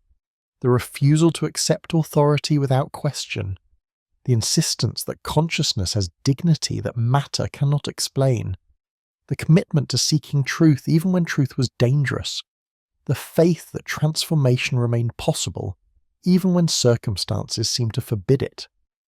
This was what returned when the jar was opened. Not an ancient religion, but a perennial human possibility. The possibility of seeing the world as it truly was, flawed and beautiful, terrible and magnificent, a creation of limited power that consciousness could transcend not by escaping, but by understanding, not by abandoning, but by transforming through the only tool available, knowledge of what is, which is also always knowledge of what might be. The cosmic orphan, the God who forgot himself, the Demiurge looking at his creation and proclaiming himself absolute, this was humanity's mirror, showing consciousness what it looked like when it believed its own constructions were ultimate reality. The recognition of the Demiurge was recognition of ourselves, limited beings wielding power, creating without sufficient wisdom, building worlds that trap even their builders. The way forward was not to repeat the Demiurge's error at higher levels, but to acknowledge the error, to accept limitation, to build with humility, to remain open to what exceeded understanding. This was the quiet teaching that returned with the texts, that consciousness's task was not to become God, but to recognize that it was not God, that the worlds it built were provisional, that something always exceeded its grasp, and that this excess, the unknowable, the uncontrollable, the mystery at the heart of existence, was precisely what made life sacred, what made consciousness valuable, what made the whole strange journey of matter organizing itself into awareness worth taking. The jar was opened, the words were read, the questions remained. And in remaining, they testified to what human consciousness could do even in the darkest times. Preserve questions too important to answer, protect possibilities too precious to foreclose, maintain hope that understanding might grow, that wisdom might emerge, that the cosmic orphan might one day remember who he truly was. Not a god, but a child of something greater, not complete but becoming, not finished, but still being created. In the end, that was the story the Demiurge told. Not about ancient cosmology, but about present existence. Not about supernatural beings, but about human consciousness, not about a lost past, but about an undetermined future. The story was our story, and its meaning was what we made of it, which was perhaps the most Gnostic truth of all, that knowledge was not possession but practice, not certainty but commitment, not escape but engagement with the beautiful, terrible, broken world that was somehow impossibly home.